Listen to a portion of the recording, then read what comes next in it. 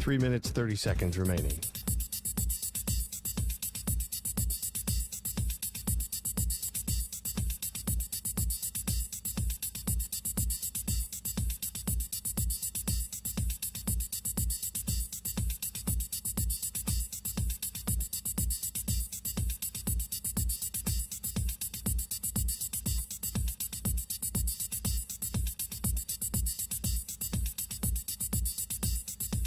Three minutes remaining.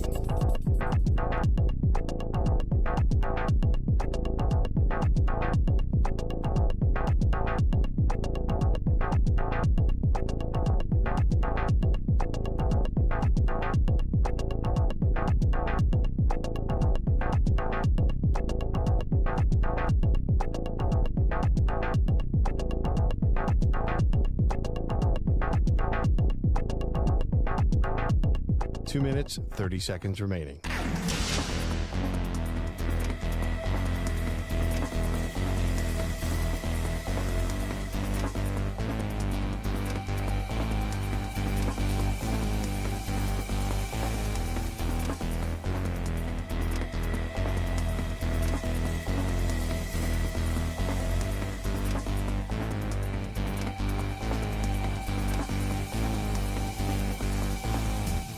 Two minutes remaining.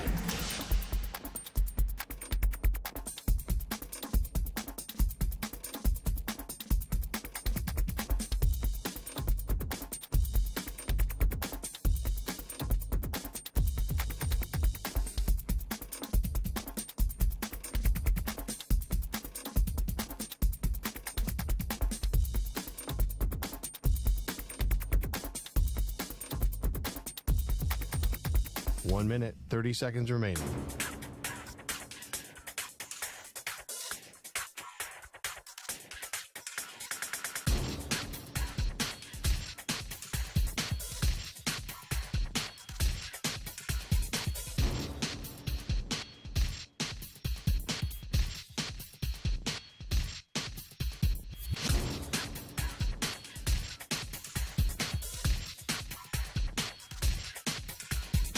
One minute remaining.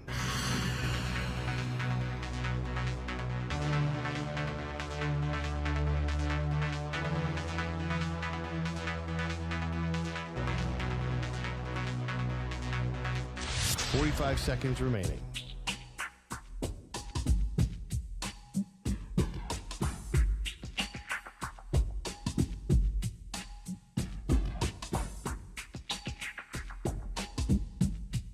Thirty seconds remaining.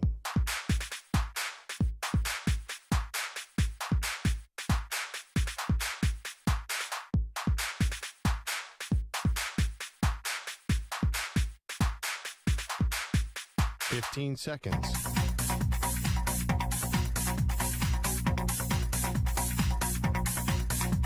Break ends in 5 seconds.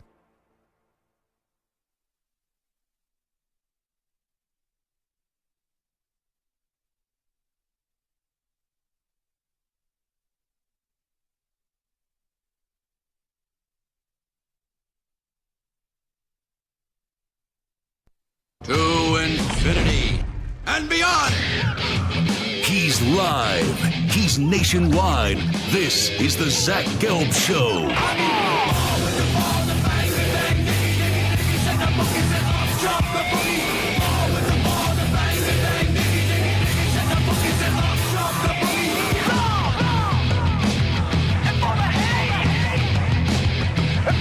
Here's your host, Zach Gelb. Live from the Play Show, yet not overly ostentatious studios of the Infinity Sports Network. This is a Thursday edition of the Zach Gelb Show as we sit on top of the 10th floor of 345 Hudson Street. And you're listening to us across all the great local Infinity Sports Network affiliates, Sirius XM Channel 158, the free Odyssey app, and, of course, streaming live on YouTube.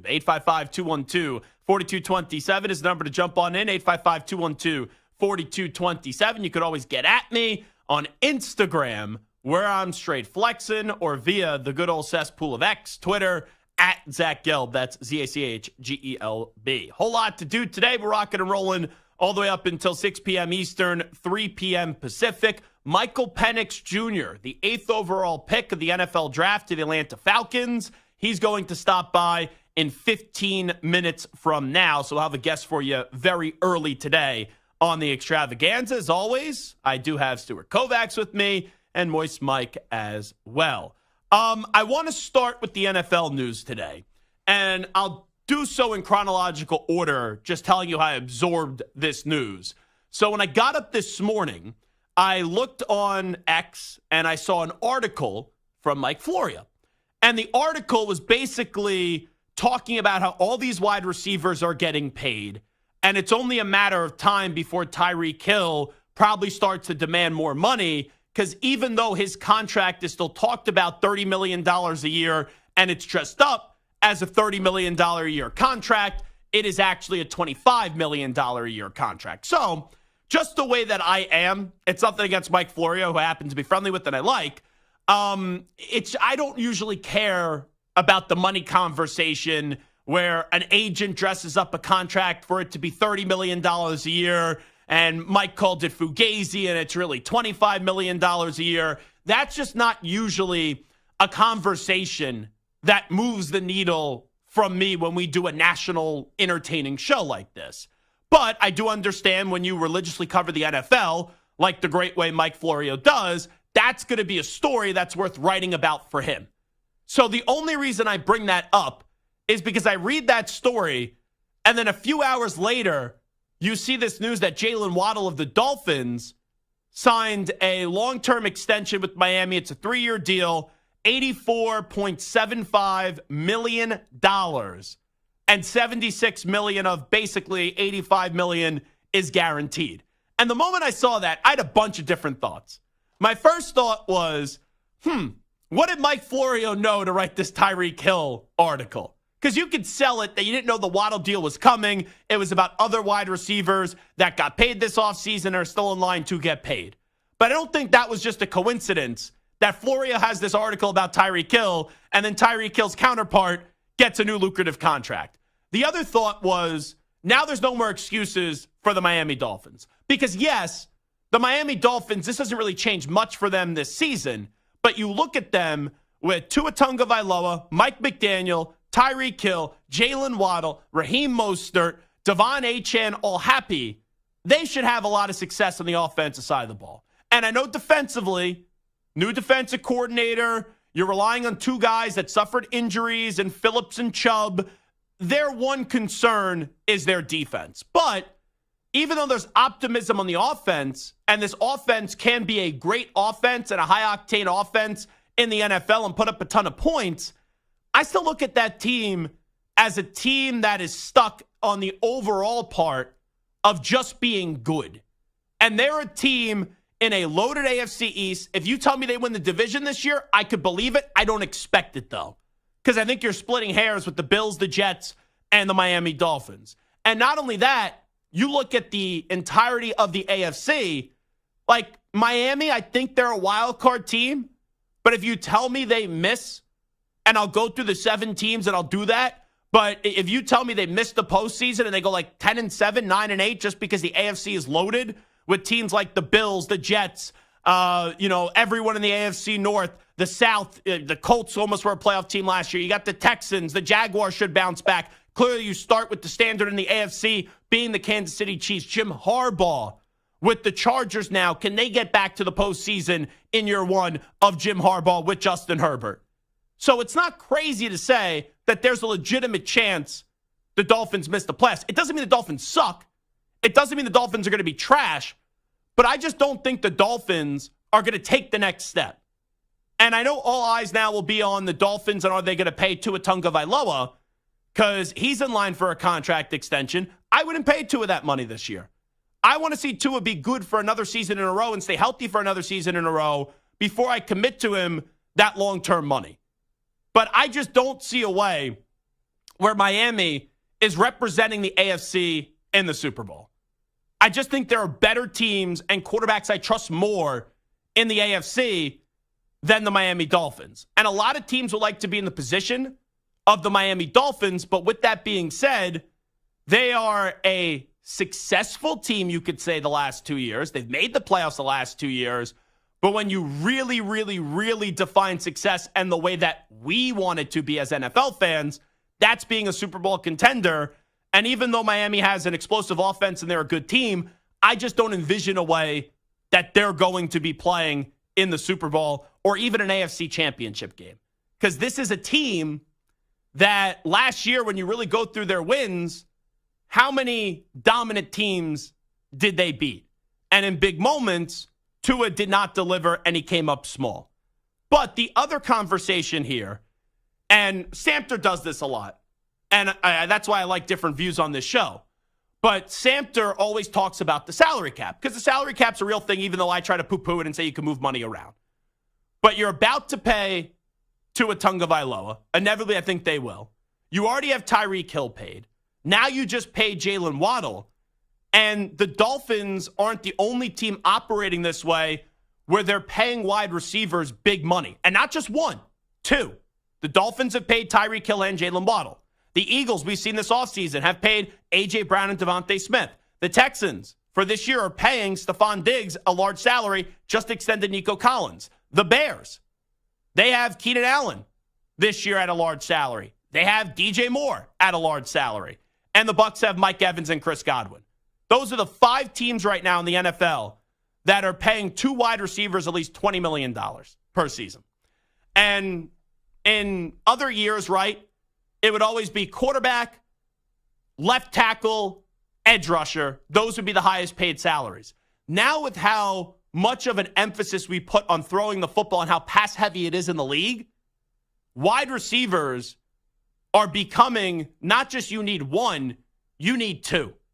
And we'll do a wide receiver duo draft later, and we'll go through it. And there's like 10 or 11 really damn good wide receiving duos entering this year. And it creates this dilemma for teams when you have to manage the salary caps, because you've seen teams like the Dolphins, Eagles, Texans, Bears, and Bucks do it. But a team like the 49ers probably can't do it. They're probably eventually going to have to make a decision between Brandon Ayuk and Deebo Samuel because of what Trent Williams' salary is, what Christian McCaffrey's salary is, and you also got to pay Brock Purdy and all the guys that they have on defense. The Bengals probably can't do it. I don't know if they will do it because they may be cheap, but they may just go Burrow and Chase and then tell T. Higgins we're going to trade you. But you need a quarterback, obviously. And you look at those duos that are paid, the 5 duos that are paid at least $20 million a year, Dolphins, Eagles, Texans, Bears, and Bucks, quarterbacks and the 2 wide receivers. Like, I look at the Dolphins, I don't think the quarterback's good enough to win a Super Bowl. Tyreek Hill and Jaylen Waddle are. The Eagles, I think Jalen Hurts is. A.J. Brown and Davante Smith are. C.J. Stroud is. I think Stephon Diggs and Nico Collins are. Caleb Williams, maybe through time, will be. And DJ Moore and probably Keenan Allen will be out of it, and then it'll be Rome Odunze. And the Bucs, they don't have the quarterback like Baker's solid, but I don't think Baker's winning a Super Bowl. Clearly, you have wide receivers that have won a Super Bowl before because they had the quarterback in Tom Brady. So not every team needs to do this. Like, if you have Mahomes as the outlier, you could go win after losing Tyreek Hill in back-to-back years. But you are starting to see a trend now where it's 5 teams, and maybe soon to be more, that are paying 2 wide receivers at least $20 million a year. And it's no secret, right? There's no secret in this sauce. You know what the sauce is. It's because of how many times now teams throw the football in the NFL and how pass-heavy the league is. It is the Zach Gelb Show on the Infinity Sports Network. We will take a timeout. Excited to reconnect with Michael Penix Jr. of the Atlanta Falcons. Will be come on back, as there's a lot to talk about with him, with everything that did transpire since getting drafted about a month ago. We'll come on back with Michael Penix Jr., the quarterback of the Falcons. Well, the backup, because we know Kirk Cousins is starting week 1, when we return in 5 minutes. You're in a 5-minute break.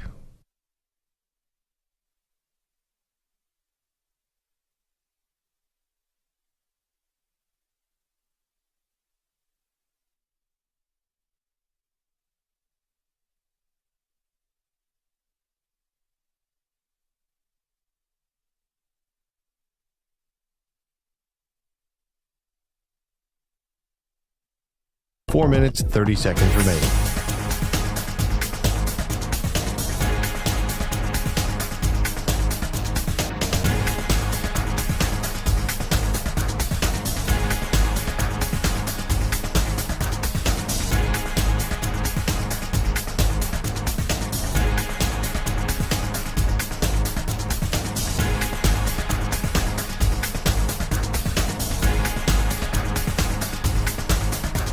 4 minutes remaining.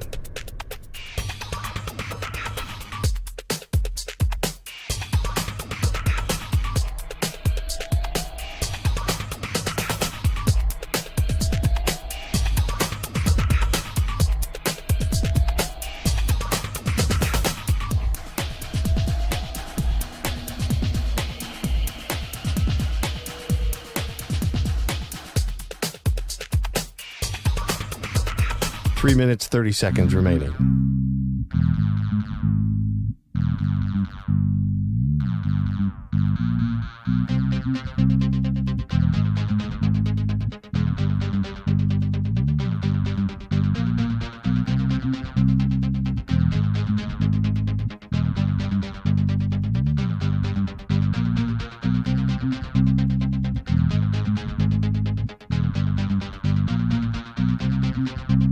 Three minutes remaining.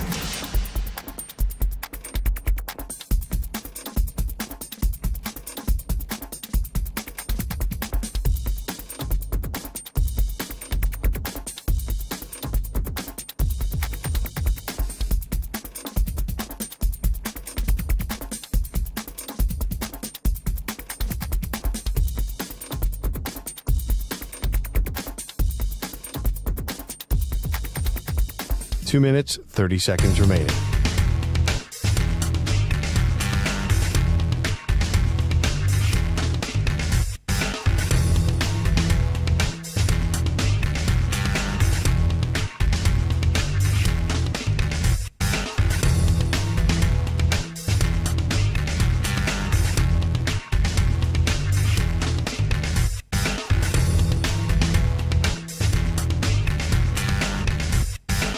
Two minutes remaining.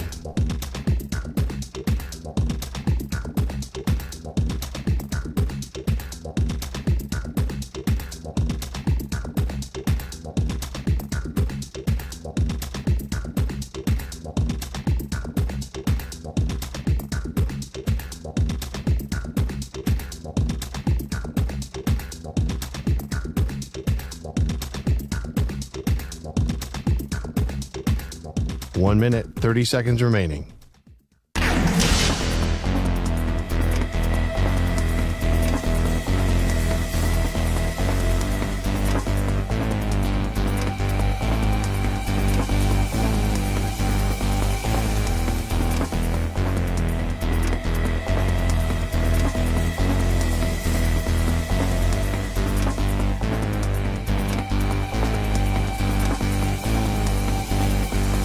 One minute remaining.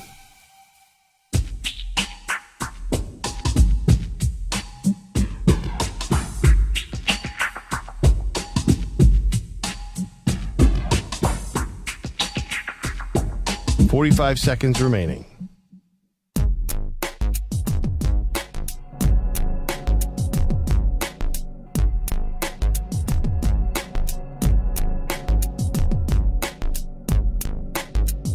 Thirty seconds remaining.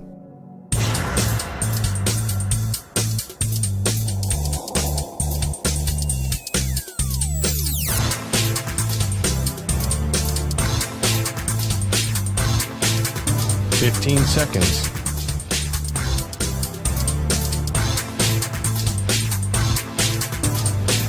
Break ends in 5 seconds.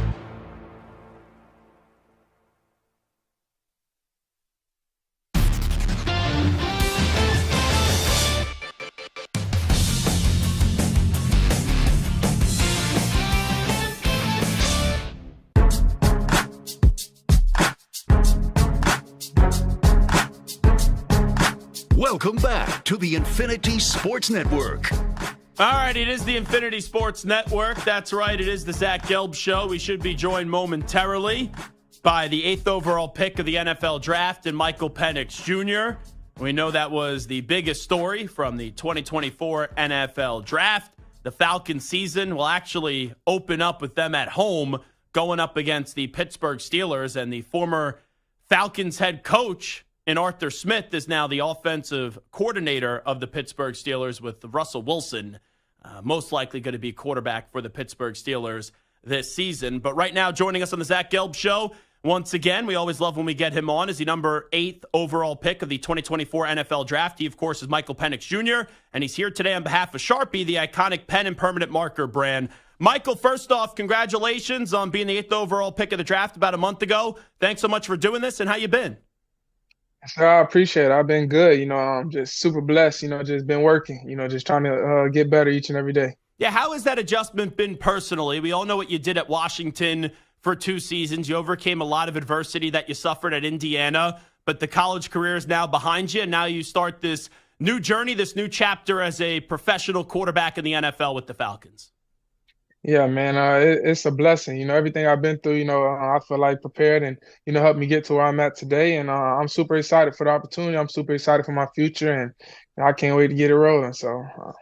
Now, we know back in college, right, with what you did the last 2 years, you were a highly touted quarterback. You got an invite to the Heisman Trophy presentation this past year. We knew you were going to go in the first round, but when I was watching the draft and you went 8th overall to the Falcons, you know this, it surprised a lot of people because they had Kirk Cousins. Just take me through and relive that phone call from a little bit about a month ago when the Falcons called you and you found out where you were going to start your NFL journey. I mean, I was super excited. I was excited for it. Going throughout the draft process, I know I had a meeting with them. It was actually an on-field workout. I had an on-field workout with them, and they were impressed. They liked the things that I did, and they believed in me. And that's all that you could ever ask for. Somebody to believe in you, and I'm blessed to be able to have this opportunity. I'm gonna take full advantage of it. But it was a great night. It was a great moment. Something that I'll forever remember and forever cherish. So I'm just super excited and blessed. So. There's always so much talk about the quarterbacks leading into the draft, and some of it's fair, some of it's unfair. I had no clue where you were going to go. I just knew you were going to go somewhere in the first round. Some days it seemed like you were rising up draft boards. Other days it seemed like you were falling. Did you feel at all you were at least a little bit disrespecting the draft process? Or when you look back at it, you go, hey, whatever that noise was just noise. I ended up being a top 10 pick. Yeah, you can't really focus on that stuff, as far as the draft rise and falling. I don't know why it would fall. I don't know. I mean, in my opinion, I don't know. I feel like I did a lot of great things, a lot of the right things. Obviously I'm not perfect. I got a lot of things that I can be better at, and that's things that I'm working on now. But I definitely, feel like I was always trying to prove my. I was always proving my case. And the person that I know I am, and the person that that has been through a lot to get to this point. Nobody really understand, or could ever get that feeling of what I felt to be here, and the joy and the excitement for the opportunity. It's a whole different feeling whenever you've been through some of the stuff I've been through. So it's like, that's why I always say I'm blessed. I'm blessed, for it. I'm blessed for the opportunity. And like I said, I'm going to take full advantage of the opportunity. Right now I'm learning under Kirk, and, but I know whenever my number is called, I'm going to be ready. So. Obviously, as Michael Penix Jr. is here with us, football fans know what you're about, but there are some NFL fans that don't watch college football. For fans that have not been able to watch you the last few years because they're just focused on the NFL, what are the Falcons getting in Michael Penix Jr.?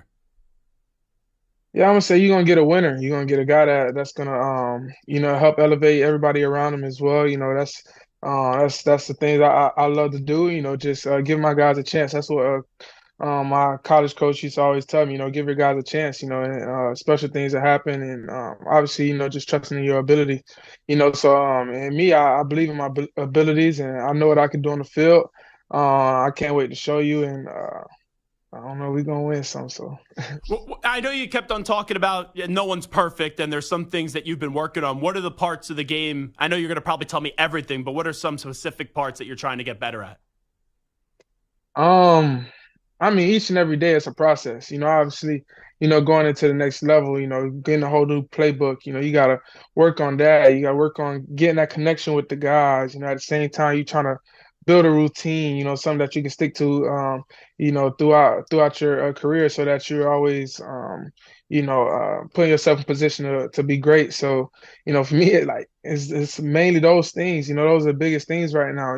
Obviously, I didn't have to deal with some of those things in college, but now that I'm here in the league, it's a whole different story. And But I mean, on the field, it's a lot of things, that I can clean up, that I've been working on as well too. But the whole mental part of it, that's the thing that's gonna separate you. I feel like in this league. So Michael because Penix. everybody's talented, Sure. everybody's talented. Michael Penix Jr. here with us on behalf of Sharpie. How has the relationship been so far with Kirk Cousins?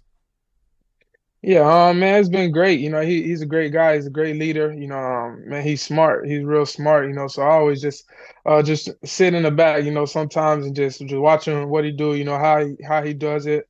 So that I can incorporate that into my game, and so that I can be able to, be able to operate at a high level in this league. Because obviously he's been doing it for a long time. And man, it's a lot to be able to take from him. So.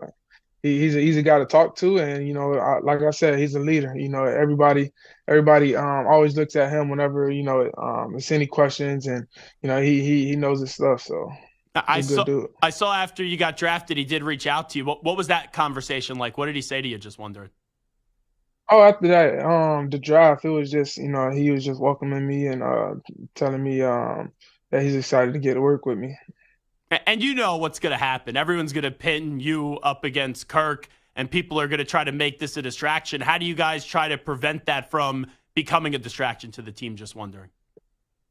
I mean, we grown men, we not worried about, the outside noise. We just want to win football games. So at the end of the day, we all got the same goals. So there's no reason for, me and Kirk to be bumping heads or anything like that. So I don't know why people would, think that or expect that, but we all want to win football games, and coach going to do what's best for the team, and that's how it works. And like I said, I'm going to learn, I'm going to develop, continue to get better, and whenever my number is called, I know I'm going to be ready. So that's all I can do. So now you're NFL ready. We just saw Jordan Love have to sit for 2 years. How do you kind of balance that? Because the competitor in you is going to want to get on the field, but by design they're going to try to play Kirk here for a year or two, you would think, right? You said, but what's the question though about it? So how do you kind of balance the competitive nature? Because you're going to want to get on the field, but you have Kirk that's going to be on the field by design so far early on. Yeah, I mean, you competing every day. Every day you competing, but it's like, for me, it's just understanding, that, I feel like my family, they always told me ever since I got drafted, like, man, you're here for a reason. God put you in this position for a reason. So I just truly trust that, and that's how I go about my day. Like, I'm in this position for a reason, take advantage of it, take full advantage of it, be happy that I'm in it, because a lot of people, even though I'm not starting this year, but a lot of people want to be drafted top 10 and, go to the national championship, but like, it's hard. It's hard. But, so for me, I just, continue to be me, stay within myself, and, just doing whatever I can to help this team win football games. So. You know what you're doing, clearly. I don't know if you need extra motivation. It doesn't seem that way. But Jordan Love just had to sit for 2 years. Do you have any relationship with him, and now seeing the quarterback he's become, is that inspirational, probably having to travel a journey similar to what you did? Yeah, I mean, I don't have a relationship with him. I never seen him before, but man, obviously, like you said, man, he's a great player, and for him to be under A-Rod for 2 years, I feel like it definitely helped.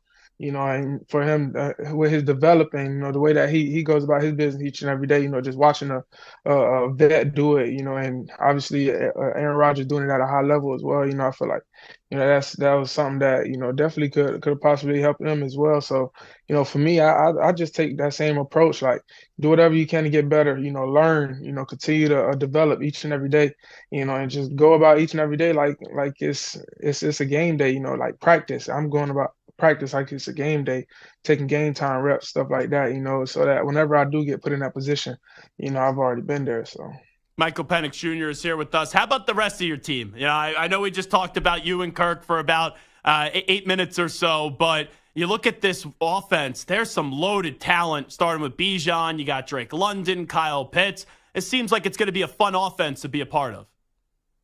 Yeah, for sure, man. We got a lot of weapons, Donnell Mooney, Ray McLeod, like they're all good, man. We got a lot of guys. Tyler Algier, like, man, we're loaded, so it's like, I'm super excited, for the future, super excited, for this season, just being able to see those guys do what they do. And I've been seeing it for a couple weeks now, and, it's special. So I'm super, super excited, blessed to be a part of it. So. Last thing I'll ask you before we talk about Sharpie as a wrapping up of Michael Penix Jr. I love your story. I watched a ton of Washington football. We know Kalen DeBoer very well, who's obviously now at Alabama. But you were counted out after Indiana with all the injuries, and what you did the last 2 years was truly, truly special, and it was so cool to watch. When you look back at what happened the last 2 years, how were you able, when you were counted out, to ignore that noise and not only succeed, but be an elite quarterback in college football?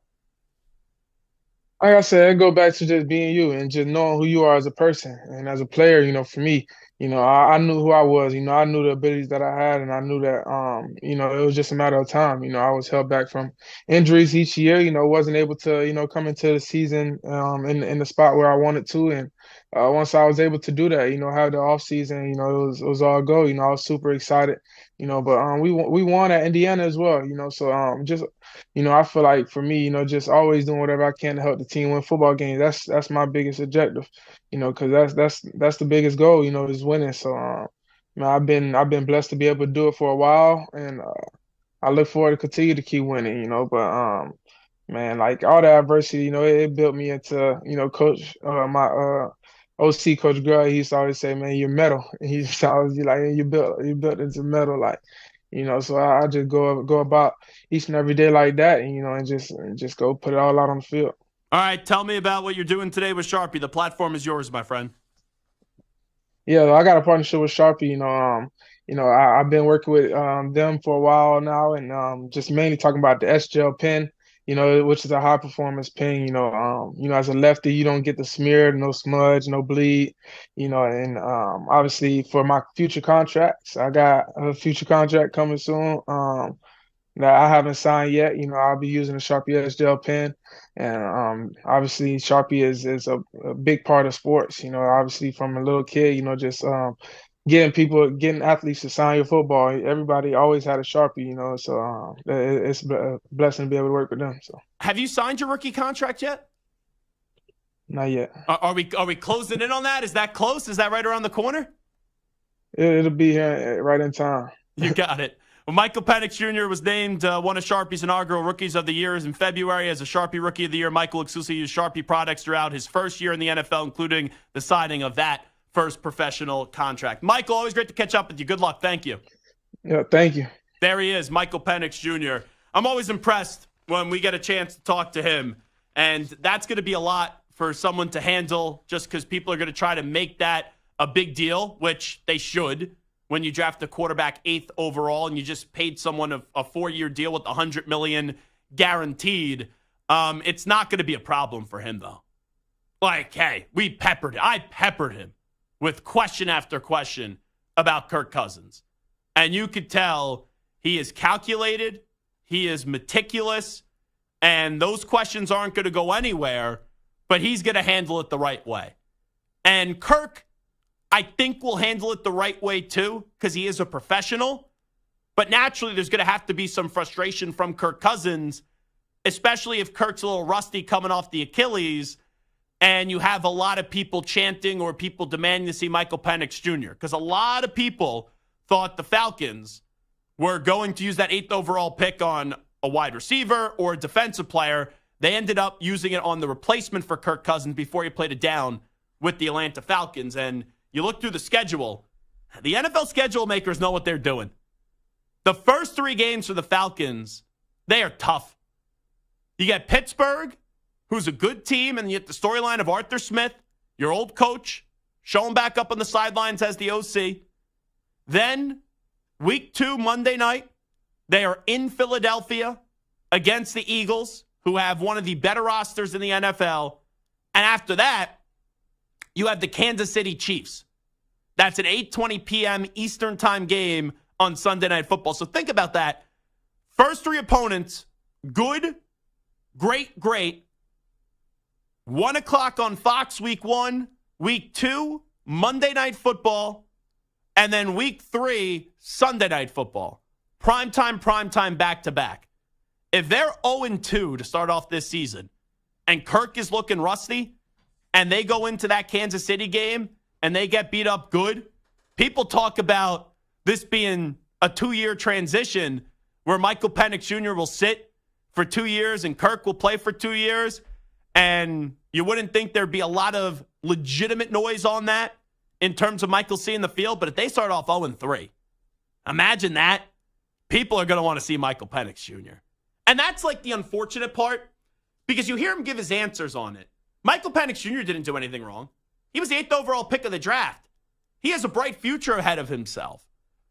But the thing is, where he's going, it's a night of such excitement, but no one's talking about, oh, we're excited for Michael Penix Jr., he's 8th overall pick. Right away, that conversation becomes, well, what just happened? And will there be a contentious relationship? Will there be animosity? How much of a distraction is this going to be with Michael Penix Jr. and Kirk Cousins? Because Kirk will be a professional, but he's not thrilled about it. Everyone knows that, and I think from a human standpoint, you can't blame Kirk Cousins for feeling that way. But the way to not make this an issue is to go win and to go play at a high level, what Kirk Cousins is capable of. Now, he's not capable of playing at the high level that Aaron Rodgers did, because they drafted Jordan Love and then boom, Rodgers won MVP. So you see the way that worked, or he won an MVP. So you see the way that works. That fired up Rodgers, and it didn't become an issue. But then the moment when Rodgers dipped off a little bit, and they didn't make the playoffs, boom, Rodgers is gone, traded to the Jets, and then Jordan Love played, and Jordan Love has exceeded expectations. But here's the difference between Love and Penix. Love wasn't NFL ready. Penix is NFL ready. And that's the shame of this, because I want to see Michael Penix play. But you know that by design, and sometimes plans are designed to change, you're not going to see him probably play, barring an injury or really poor play from Kirk Cousins here in year one and probably in year two. It is the Zach Gelb Show on the Infinity Sports Network. We'll take a timeout.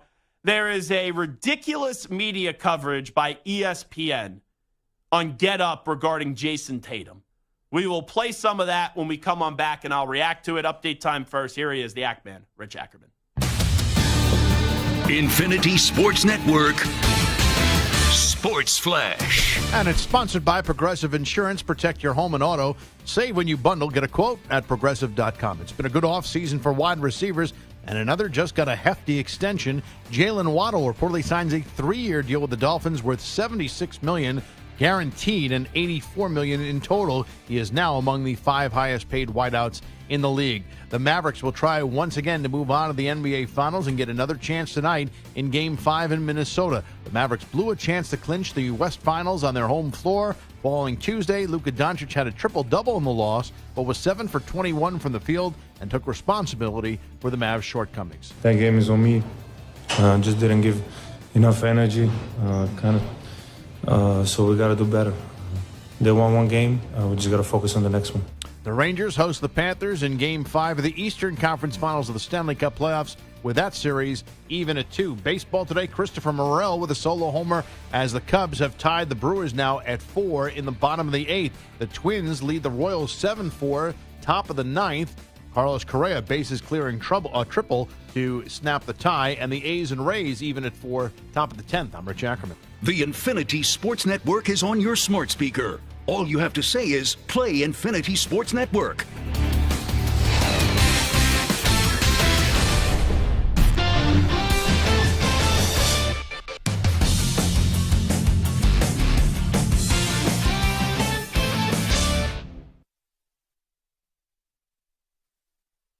You're in a 5-minute break.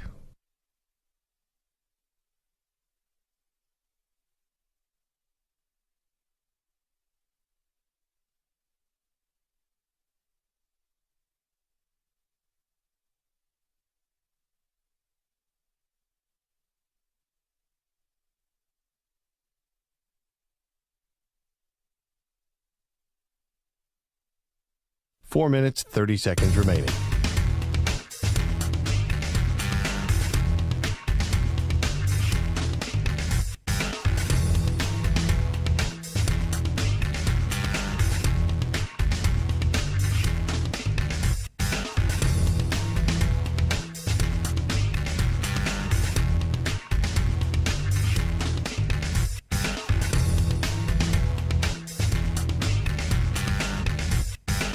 4 minutes remaining.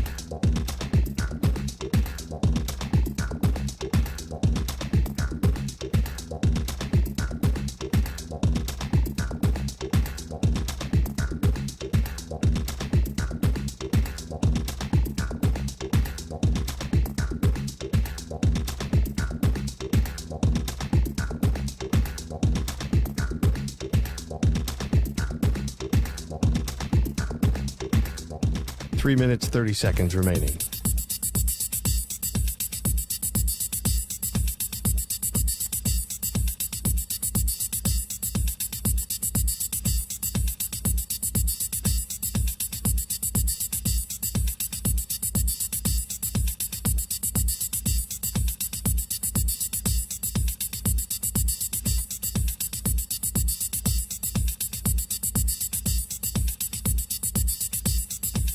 Three minutes remaining.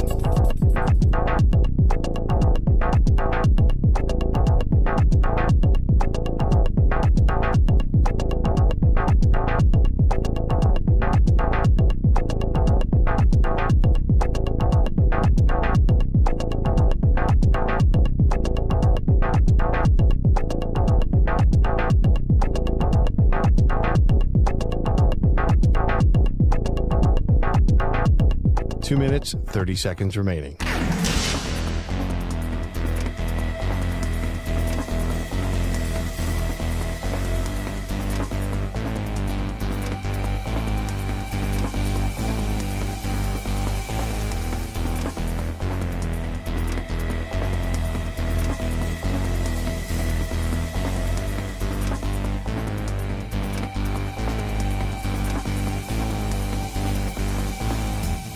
Two minutes remaining.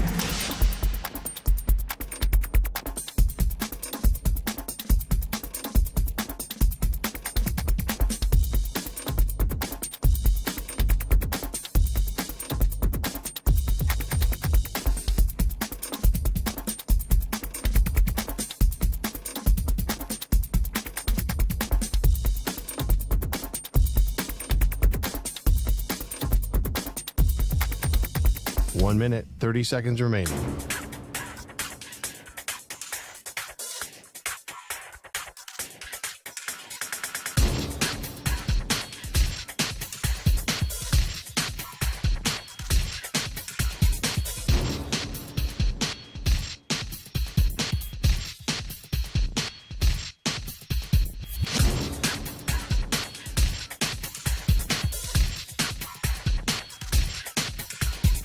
One minute remaining.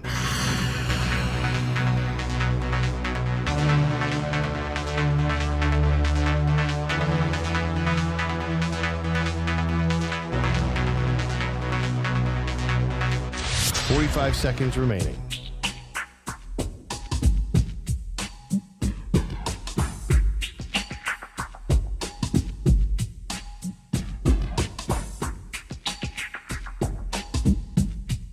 Thirty seconds remaining.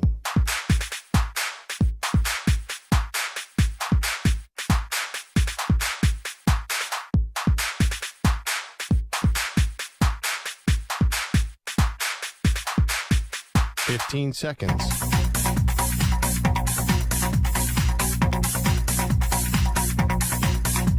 Break ends in 5 seconds.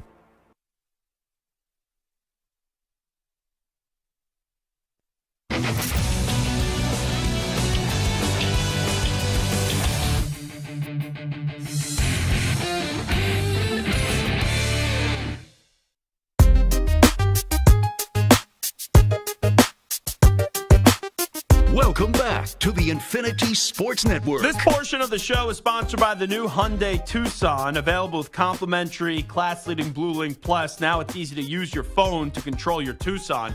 I was actually in a Hyundai Tucson this past weekend when I was going up to the Berkshires. A buddy of mine just got one of the Hyundai Tucsons, so I was in it. Very, very smooth and easy vehicle, and a good vehicle to drive in. Anyway, it is the Zach Gelb Show. And just real quickly, before we get to some of the just silly conversation on not First Take, it was Get Up on ESPN by Mike Greenberg in the last 24 to 48 hours in regards to Jason Tatum. But I just want to go around the room here. Kirk Cousins is on a 4-year deal.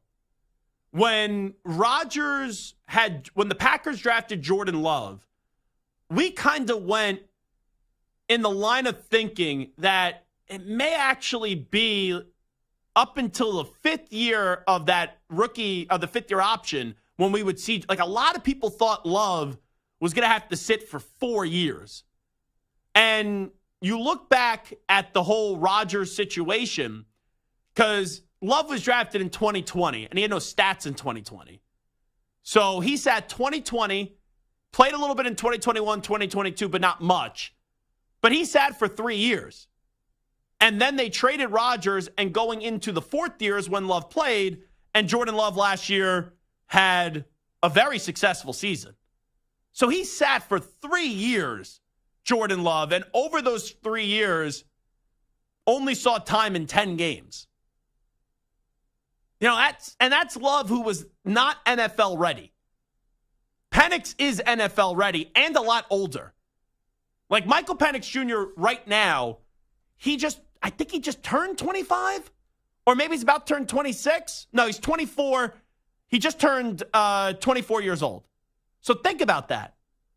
He just turned 24 years old. Jordan Love right now is 25.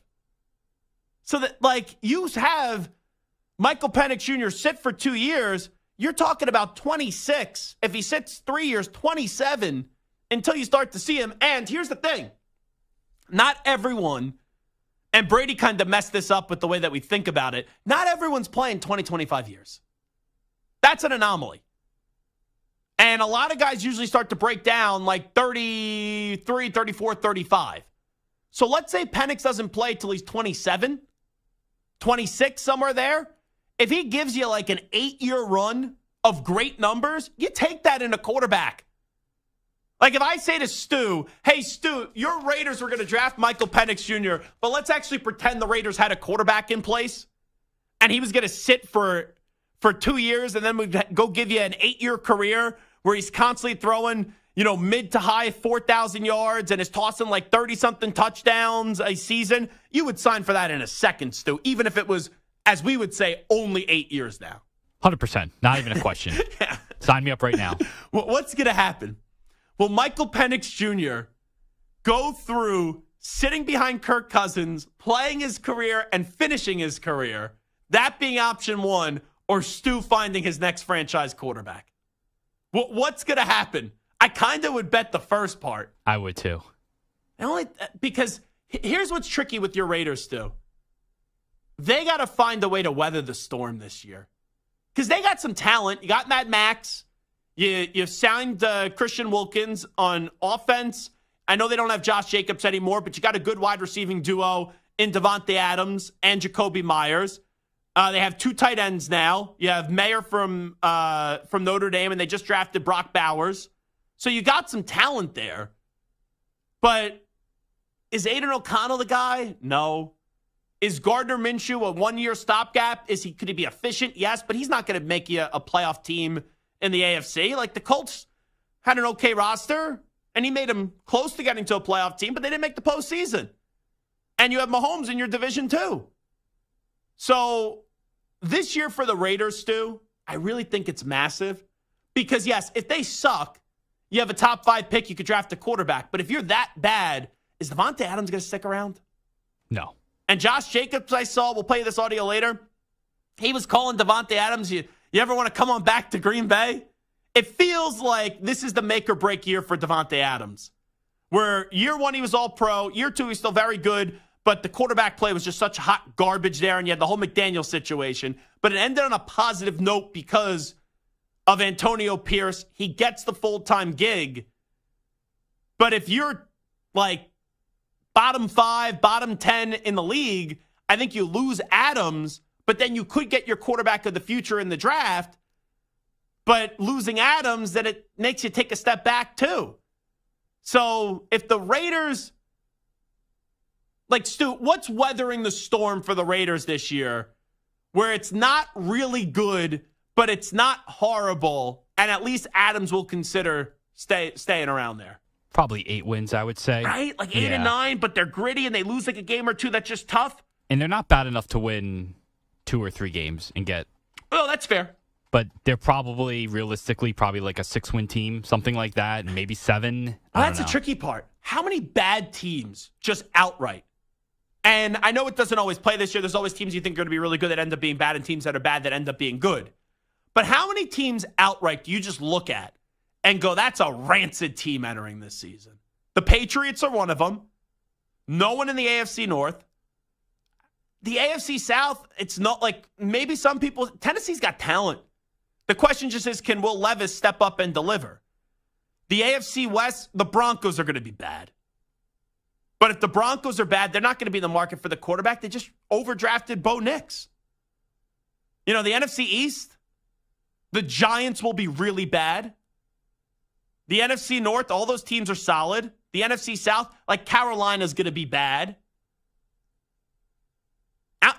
There's only 4 teams out of 32 that you look at right now that you just go, they're going to be atrocious this year.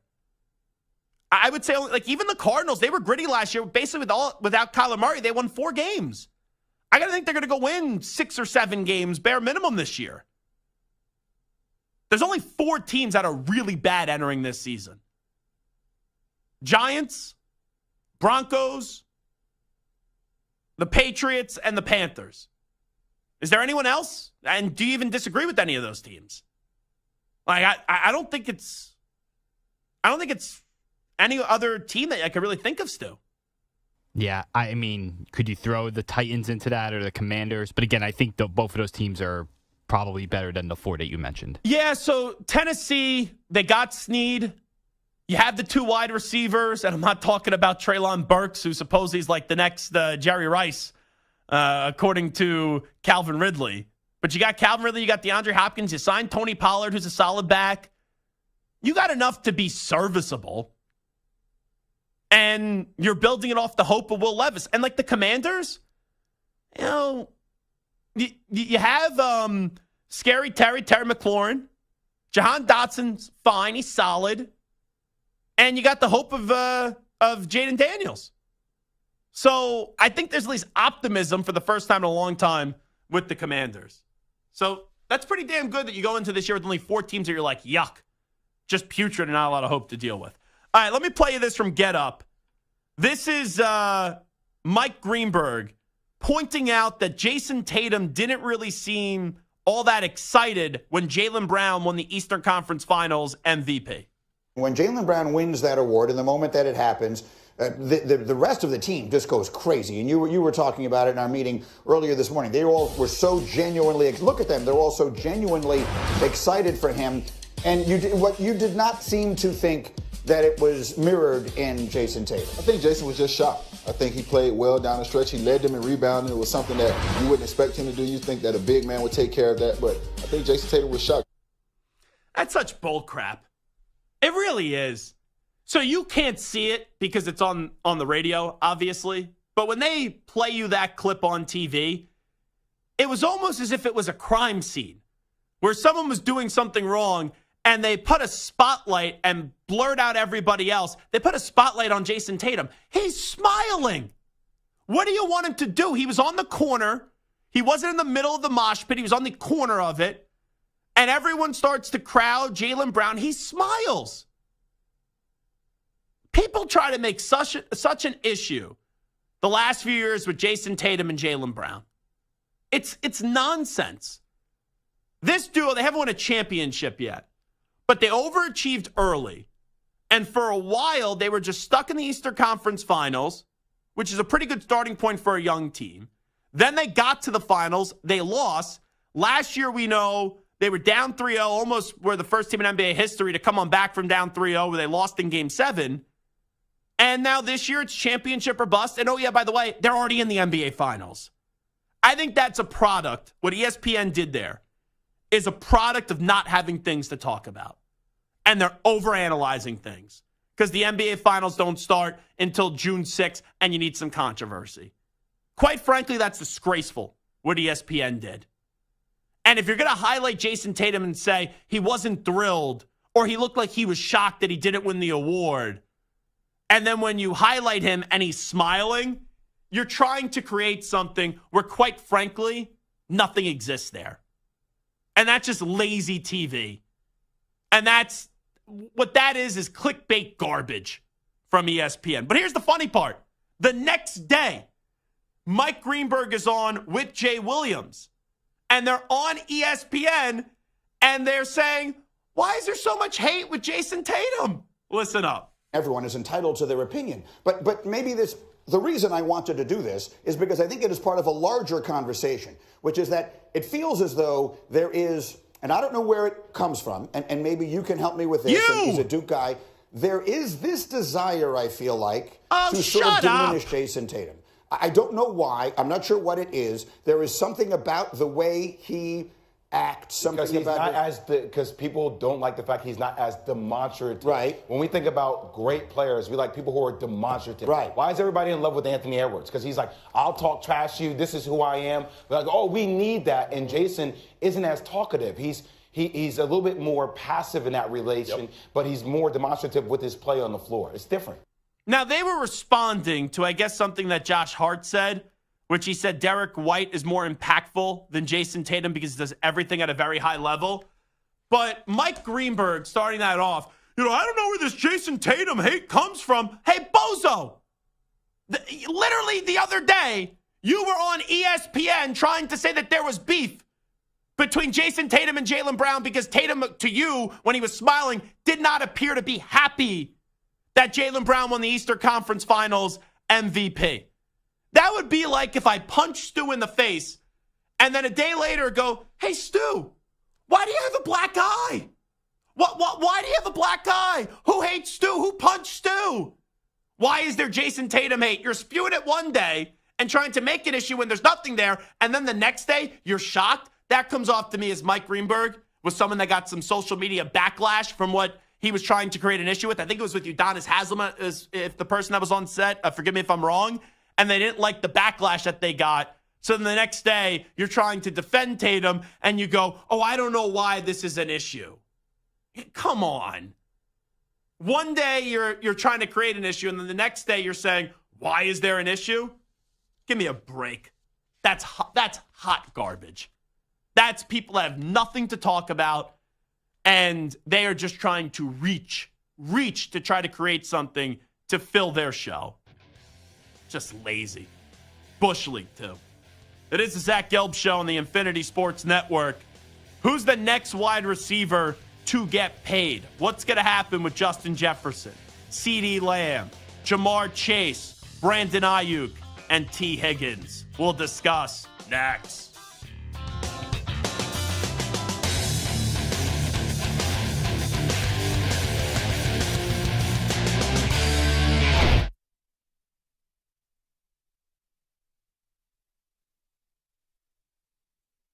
You're in a 5-minute break.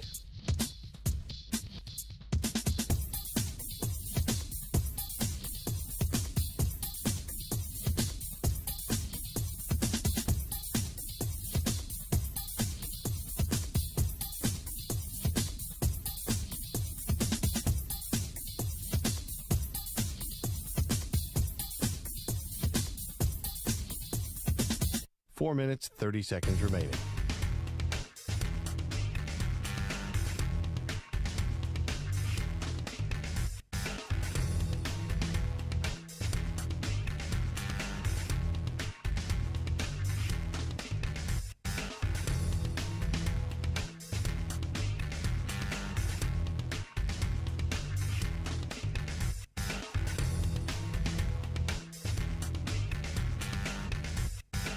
Four minutes remaining.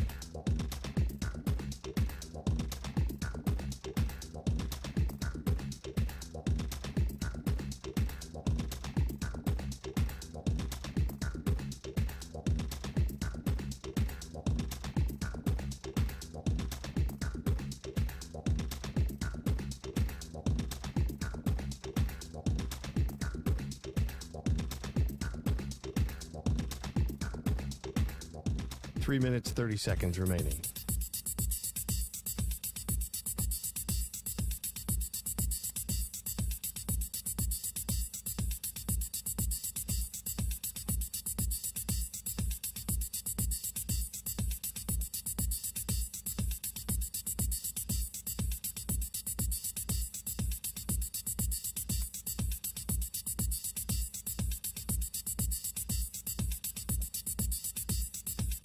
3 minutes remaining.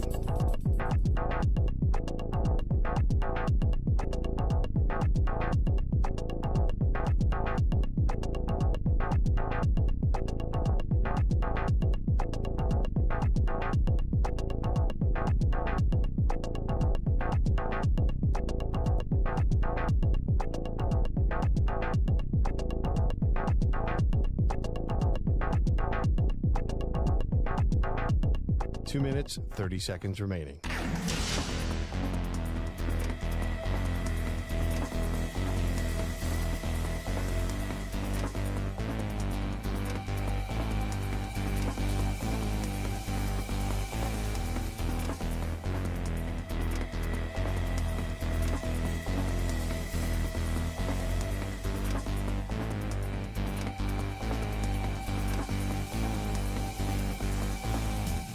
Two minutes remaining.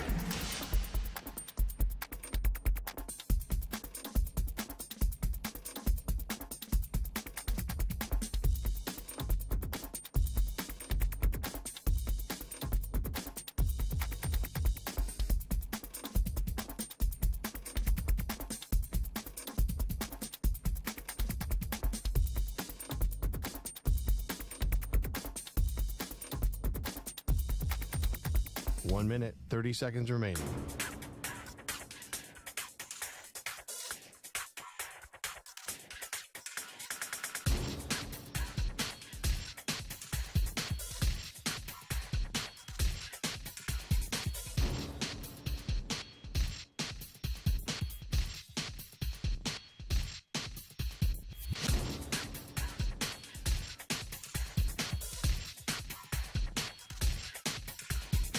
One minute remaining.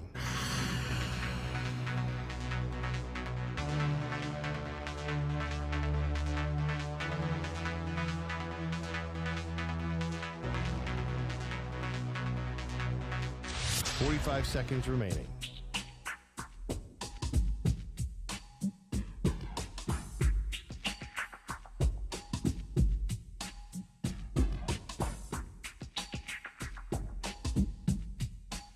Seconds remaining.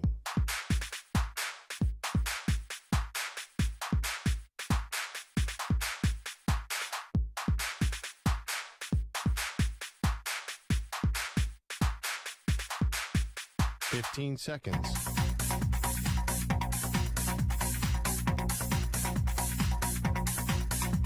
Break ends in 5 seconds.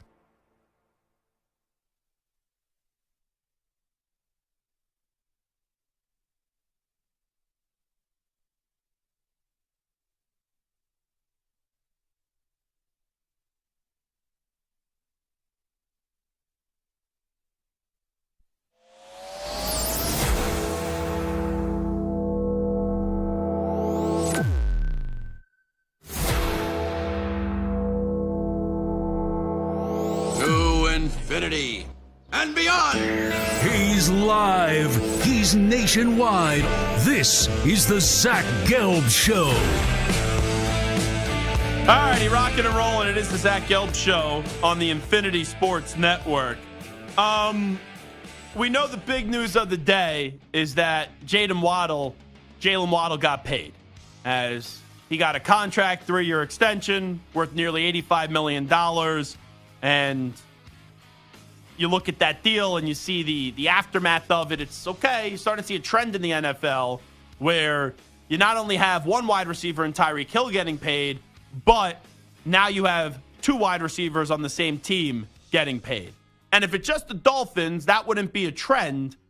But when you see them give him a $85 million contract extension with 76 guaranteed, and then you go through the other teams and how many good wide receiving duos there are, and there's entering this season, there's at least 10 wide receiving duos that are pretty damn special. And I put this out on my X account at Zach Gelb, and we'll do a draft later of the wide receiving duos and who are the best in football. But you go into this year, you have Tyreek Hill and Jaylen Waddle, you have Jamar Chase and T. Higgins, you have A.J. Brown and Davante Smith, you have Cooper Kupp and Puka Nacua, you have Deebo Samuel and Brandon Ayuk. Of course, with the Dallas Cowboys, you got CeeDee Lamb and then Brandon Cooks. Mike Evans and Chris Godwin, DK Metcalf, and the choice of either Tyler Lockett or Jackson Smith-Njigba, DJ Moore, and then the choice of Keenan Allen or Rome Odunze. You got Steph Diggs and Nico Collins. Nico Collins just got paid. Justin Jefferson and Jordan Addison, DeAndre Hopkins and Calvin Ridley, and even Stu Squad, right? Adams is a great number one wide receiver, and Jacoby Myers could get you 800 yards a season. So you have really good wide receiving duos entering this year.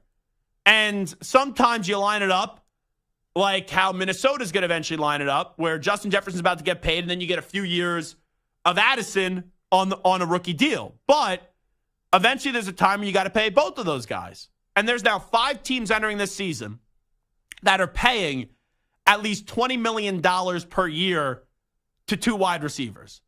Dolphins now, Hill and Waddle. Eagles, Brown and Smith. Bears, Moore and Allen. Texans, Diggs and Collins. And the Bucks with Evans and Godwin. So when we look at the next wide receivers to get paid, there's a lot of conversation around Justin Jefferson. I'm starting to get worried about Justin Jefferson getting paid by the Minnesota Vikings, because it made so much sense to get this deal done last offseason. They didn't get it. Could you spin it that maybe Justin Jefferson wanted to wait and see who his quarterback was going to be? Yes. But the fact that he didn't get this deal, or they didn't get this deal taken care of before the draft, is alarming to me, but you could use that quarterback excuse again. Now they've drafted their quarterback of the future in J.J. McCarthy. McCarthy is NFL ready, but he needs weapons around him. You have provided weapons around him. Addison, Jefferson, Hawkinson, Aaron Jones. But the number one weapon and the best player, not on just offense, but that entire team, is Justin Jefferson. So we're now about a month removed from the draft. Training camp is right around the corner. If the Vikings don't get this deal done by week 1, my answer is, why haven't they got the deal done? And you could say maybe the wide receiving demands of Justin Jefferson, and we don't know what they are, but maybe they're unfair. But right now, the highest average annual value for a wide receiver is A.J. Brown at $32 million. So if Justin Jefferson's looking to reset the market, you just got to give him $33 million. You know, if you really want to get cheap, and it's not being cheap, but you get the point, $32.5 per year. So $33 million, even if it has to go upwards to $35 million a year, you got to get this deal done. But if they don't get this deal done by week 1, my concern starts to turn into panic. Because not only is it malpractice to that fan base, it's a disservice to that fan base. Not only is it a disservice to the young quarterback, but it just doesn't make sense. And then what, a year from now, you'll get 2 first-round picks or something like that for Justin Jefferson? Good luck finding a wide receiver better than Justin Jefferson. I know that we've seen wide receivers like Jamar Chase have success drafted early. And you saw the stardom of Puka Nacua, who was drafted later this past year. But there's a lot more teams that missed on wide receivers than teams that hit on wide receivers. Go ask Tennessee how it worked out. A.J. Brown, they were a perennial playoff team. A.J. Brown gets traded, and that team just collapsed. Now, they drafted Treylon Burks, and I know Calvin Ridley will tell you Treylon Burks is going to be a stud, but Calvin Ridley, hate to break it to you, if the Titans thought that he was actually going to be a stud, your ass wouldn't be there because they overpaid to go get you. And they also went out and got DeAndre Hopkins the year before, too. So the longer this goes, the more and more uncomfortable I feel, and the more and more I think it's likely that Minnesota ultimately trades Justin Jefferson. But it would be stupid. It would be one of the dumbest things I've ever seen an NFL team do when there is so much riding on J.J. McCarthy that you don't pay his number one weapon for a guy that has just exceeded expectations going into the league. And if you want to say I'm biased, go ahead. Because I like Justin Jefferson. We have a good relationship with Justin Jefferson. But this goes before I even ever talked to Justin Jefferson. Because going through that draft process, I didn't get why people thought he was going to be like the 4th or 5th wide receiver off the board. I thought he was outside of CeeDee Lamb I thought he was the best wide receiver in that draft class. I thought he was better than Judy. I thought he was better than Ruggs. When Rager got drafted, I was laughing like Spielman and Mike Zimmer were. I was laughing. It made no sense why the Eagles took Jalen Rager. So they got to pay Justin Jefferson. And if they don't, it would be a dumb move. Samter, where are you at, by the way, on Justin Jefferson? Because this is one to me where 1 year of negotiations I could understand. But if this doesn't get done by week 1, which is not that far away, right? June is basically here. We're 2 days away until June starts. You got June, July, August, and then September, the season starts. So you got a 3 to 4 month window here to get the deal done. You don't get that deal done by week 1. Not negotiating in season. You're not getting a deal done in season. And if they go through 2 years of negotiations and don't figure this out, how else can anyone assume then that after 2 years of not getting this deal done, then ultimately they'll get the deal done? I'm worried about the Vikings getting this deal done with Justin Jefferson. And it should be this easy. You can make a case he's the best wide receiver in the NFL. This is not like a good player that's asking for great money. No, this is a great player asking for great money. And I don't know what the deal is. I don't know what the back and forth is. But all I know is that the highest average annual value salary is $32 million for a wide receiver. That's A.J. Brown. $33, $34 million a year, you would think, gets this done. And my question, and maybe it's Jefferson's fault, maybe it's Vikings' fault, who knows? Why haven't they been able to find a way to rectify this with now 2 years of negotiations? It literally makes no sense. I mean, if you're going to struggle to keep your wide receiver because you have to pay your quarterback, I get it, but they let the quarterback walk. Yeah. So there's literally zero reason to not just give him everything that they... You have McCarthy in a 5-year deal. Yeah. If you want it. Just take the highest salaried wide receiver and add a few $1 million and give it to Justin Jefferson. Just make him the most... Because there aren't a lot of receivers who are worth that kind of money because they're replaceable. A lot of these receivers, there's so many good ones. You lose a really good receiver, you can replace him with another really good receiver. Justin Jefferson is in that tier 1. There's 2 or 3 guys in that tier 1, and he's there. Pay the man. Pay that man his money. And the other thing, too, here with this conversation, even if they had a quarterback that was getting a high salary, you could find a way to make it work. Look at Philadelphia. They have paid Jalen Hurts. They have paid A.J. Brown. They have paid Davante Smith. I'm just asking you to pay one of the wide receivers right now. And as Samter pointed out, your other wide receiver's on a rookie deal, just finishing up his rookie season. And the quarterback is entering his first year into the NFL. So that's a bizarre one to me. So I'm concerned about Jefferson getting the long-term deal done with the Vikings. CeeDee Lamb, I don't think there's no doubt in my mind that deal will get done. I don't know if it will get done this offseason, but CeeDee Lamb's getting a long-term deal done by the Dallas Cowboys. You could bet your ass Micah Parsons and CeeDee Lamb are getting future contracts with the Dallas Cowboys. Dak, I don't know. I think the Cowboys want to get a deal done. Dak can see free agency because he has that no-tag clause after the season. The question is, does Dak Prescott want to get a deal done? Jamar Chase, the Bengals will absolutely get a deal done with Jamar Chase. He's Joe Burrow's BFF. They've already paid Joe Burrow. They will inevitably pay Jamar Chase. Then the question becomes, do you get a deal done with T. Higgins? And Samter, to me, with what we've seen in the last few weeks, A.J. Brown and Davante Smith, quarterback paid, wide receiver paid. C.J. Stroud, rookie deal though. Wide receiver, Stephon Diggs, only a year now. Nico Collins just got an extension. You look around and you see a guy like T. Higgins, and you see a team that at the extreme has to pay 2 damn good wide receivers, great wide receivers, and a quarterback, great money. I look at a team like the Bengals, and I'm saying, well, why can't they pay Burrow? Why can't they pay Chase? And why can't they pay Higgins? If Howie Roseman was able to find a way to still have a team that a lot of people look at as a Super Bowl contender and shell out that cash, why can't the Bengals do so? But I'll just tell you how I think this could happen.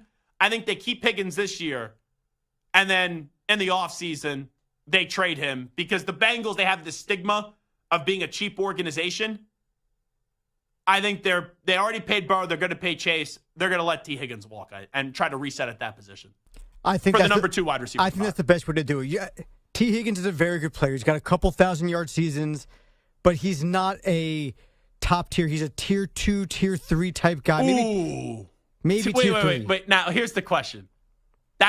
So our versions of tiers could be different. How many guys do you have in your top 1 and top 2 tiers? Just one. Like, what's like the average number? Top tier is probably 5 guys, 5, 6 guys, right? You got like the Jamar Chases, the Justin Jeffersons, maybe even Davante, Tyreek Hill, Davante Adams. There's like 5 or 6 guys there. I mean, these are the cream of the crop, the guys who year in and year out are going to get you 15, 16, 1,700 yards every single year. But let me just ask this way. T. Higgins isn't a top 10 wide receiver, but you do believe he's a top 20, 25 wide receiver in the NFL, correct? Yes, but I think he's replaceable. I think he's a top 2 because there's so many we just listed 20 teams that have good receiver duos and some who have 3 good receivers. You can replace a T. Higgins. He's had 1,000 yards twice, but he's never topped 1,100 yards or 1,200 yards Chase there. or 1,300 yards. Sure, but when you're the number 2 guy and you have a quarterback like Joe Burrow, you're going to get targets. They're going to throw the ball, and you're going to not get a lot of double teams. So you know what? You throw in another guy who's a good receiver. There'll be plenty of guys. There's probably a dozen free agents next year who can get 1,000 yards for the Bengals. I think you probably go more so the draft. If you think about it that way. Wait, do you think there's how many guys? 1,000, you said? No, it's a dozen guys who can probably get 1,000 yards on the Bengals next year. Okay. Gotcha. T. Higgins, 16 games played in his first year, 908 yards. 2021, 14 games played, 1,091 yards. 16 games played, 1,029 yards. And last year, only 12 games played, 656 yards. T. Higgins, number 1 wide receiver in this league. He could go to another team.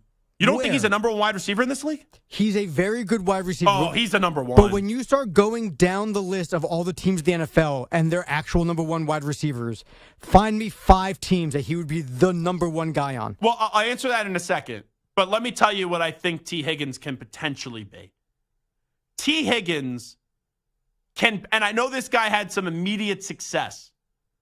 I think T. Higgins could be like, I'm not saying the exact playing style, but he could be an Anquan Bolden type of guy where people were wondering in Arizona, is he actually a number 1 if he had to break out on his own? And that's a guy that had a 1,400-yard season one year.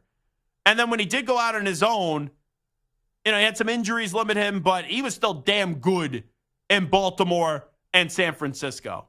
But if you're telling me you want me to find you 5 teams where T. Higgins will be a number 1 wide receiver, the Patriots, absolutely.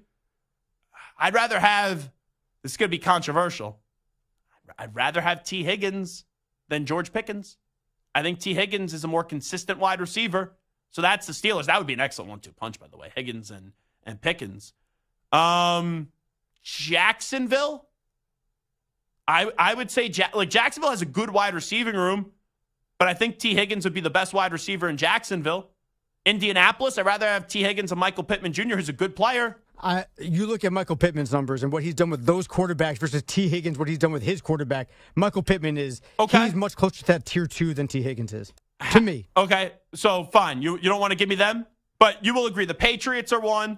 Would you say the Steelers are another? Yes, and you can even make a case for the Bills also now that they've lost Stephon Diggs Buffalo and Gabe Davis. Yeah. Okay, fine. So let's do the Patriots and the Bills. Okay. I'll be as critical as possible. Don't give me the Colts.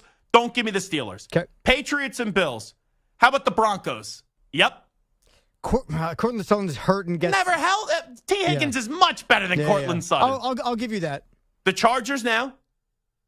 So that's 4 right there. That's just in the AFC. And anybody on the Chiefs. So, yeah, there's 5 right there in the AFC. Oh, yeah, the Chiefs too. But see, I mean, we're looking at teams who don't have a good wide receiver. You asked me to give you 5. No, and you're right. I haven't gone to the NFC yet. You're not wrong, right? I asked you to give me 5, and you're giving me 5. I guess my point is he's a number 1 wide receiver on a team that doesn't have a wide receiver. He'd be the number 1 in Green Bay. No, I wouldn't have him as my number 1. Who are you having there? Christian Watson and Jordan Love, I think, can be great together. You mean Dobbs? No, Watson. Oh, Watson? Yeah. Oh, yeah. But Higgins is more proven. Sure, He's definitely more proven. Sure, but again, like I'm saying, when you're the number 2 guy with double teams on Jamar Chase on one side, and you have Joe Burrow throwing you the ball, and you're averaging 900 yards a season. He's the number 2 wide receiver there. But you're going to get so many more targets if you're the number 1. Sure, but you're also going to get a lot of double teams. tons of double teams. I'm a big believer in T. Higgins, but I think T. Higgins could be a 1,300-yard consistently, a 1,300-yard wide receiver, 1,400-yard wide receiver if he's a number one. But I look at the Bengals. I don't think they're going to pay him. I don't. I think they should, because here's why. The Bengals never won a Super Bowl. You have a limited window here to go win a Super Bowl. You've been close. I'd figure out the finances later and really go all in this next year to 3 years to try to deliver that Lombardi trophy. And then the Niners become a fascinating conversation with Brandon Ayuk. And I said this when you were out, Samter, so I'll repeat it again. And I even did a Sportsman on this. I think the Niners are good. Since they have kept Ayuk on the roster and they haven't dealt him yet, I think they're trying to get a deal done with Ayuk. And then once they get that deal done with Ayuk, you will have Deebo. He's under contract this year and next year through 2025. Then I think this upcoming offseason, they'll look to deal Deebo Samuel. Deebo's the better all-around player compared to Brandon Ayuk, but the better natural wide receiver is Brandon Ayuk. And that's a team where I only think you're going to be able to keep one because you eventually got to pay Purdy. You got the Eagles have been able to do it, right? Like they've been able, Hurts, Saquon, the two wide receivers have been paid. So maybe there's a way to get it done, but it feels like Ayuk's going to be there and they'll eventually trade Deebo Samuel. So that's how I evaluate right now some of these wide receivers that next in line to get paid. Here's what I learned this last segment. Samter is a Debbie Downer on T. Higgins. Samter is not, maybe I'll get you, when's your birthday again, Samter? March 6th, same as Shaquille O'Neal. Oh, is that right? You guys are similar size too. Yeah. Me and Michelangelo, the Ninja Turtle about to paint it. Wait, March 6th is your birthday. Oh. Wherever T. Higgins is playing football next year, maybe I'll get you a T. Higgins jersey. You know he's going to get, watch, he'll get traded to, I have to say two teams now for Samter, either the Jets or the Kansas City Chiefs, and then Samter will be like, oh, I'm all the T. Higgins train. 1,400 yards, 12 touchdowns. Here comes T. Go, T, go. We'll take a break. We'll come on back with the news brief. It is the Zach Gelb Show. You're in a 5-minute break.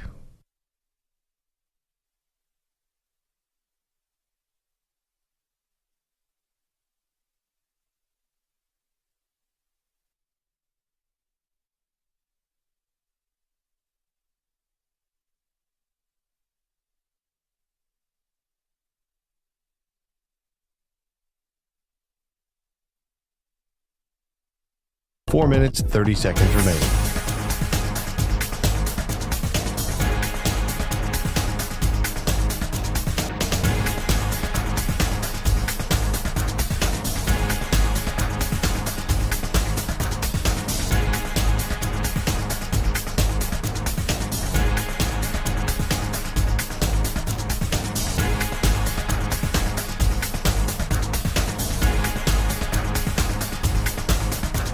Four minutes remaining.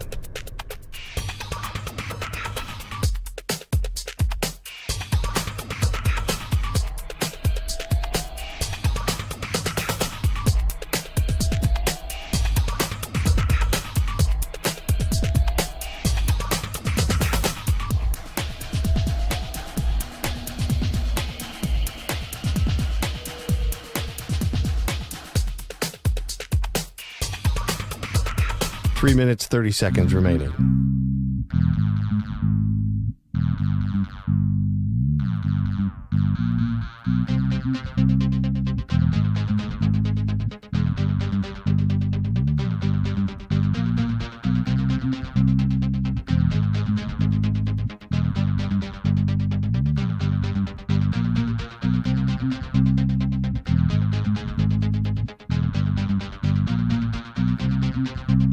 Three minutes remaining.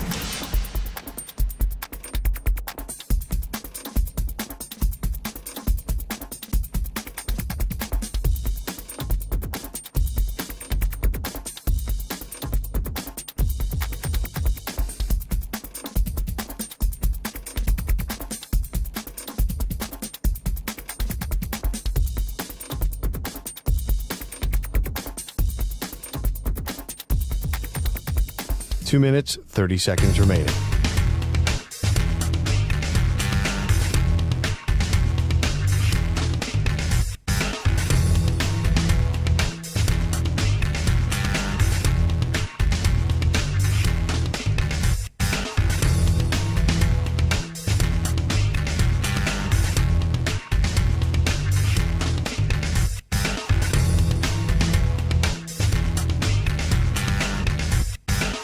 2 minutes remaining.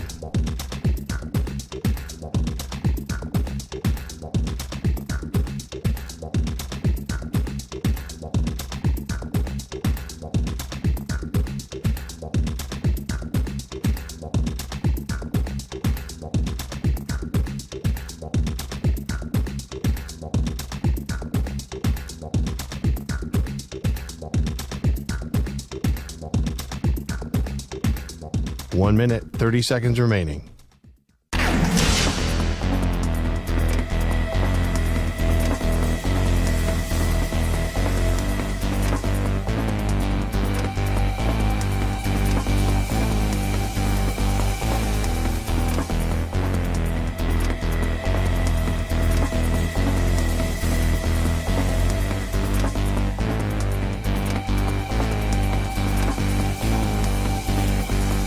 One minute remaining.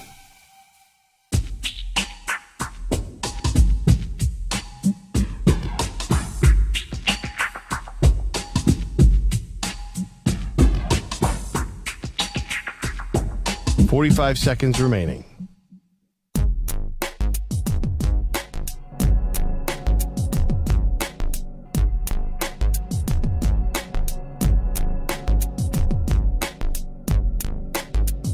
.30 seconds remaining.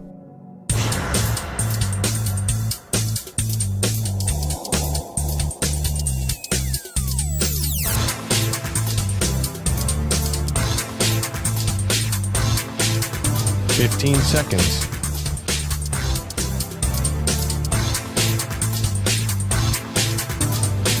Break ends in 5 seconds.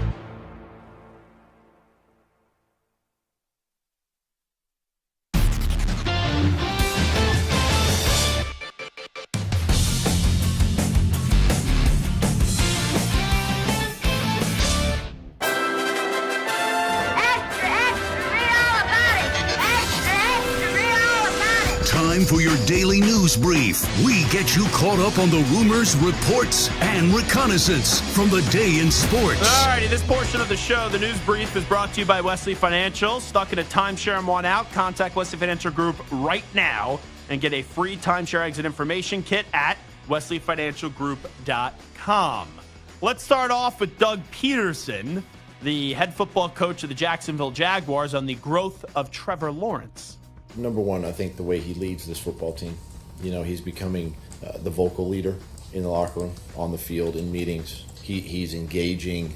You know, when we got him 3 years ago, he was just learning our system and kind of quiet and just trying to go through the motions a little bit of just trying to adapt to us and get a feel for us. But now he's engaging. Now he's giving us ideas. Now he's giving us suggestions and ideas and really becoming another, you know, a coach, a set of eyes, you know, on the field. I hope Trevor Lawrence has a big season. Year one, he got screwed by Urban Meyer. Year two, he was very good with Doug Peterson. Year three, he got hurt. He did not play well. I'm kind of thinking the Jaguars are a team that people are sleeping on. Now, the Texans are going to be the flavor, and trust me, I love the Texans.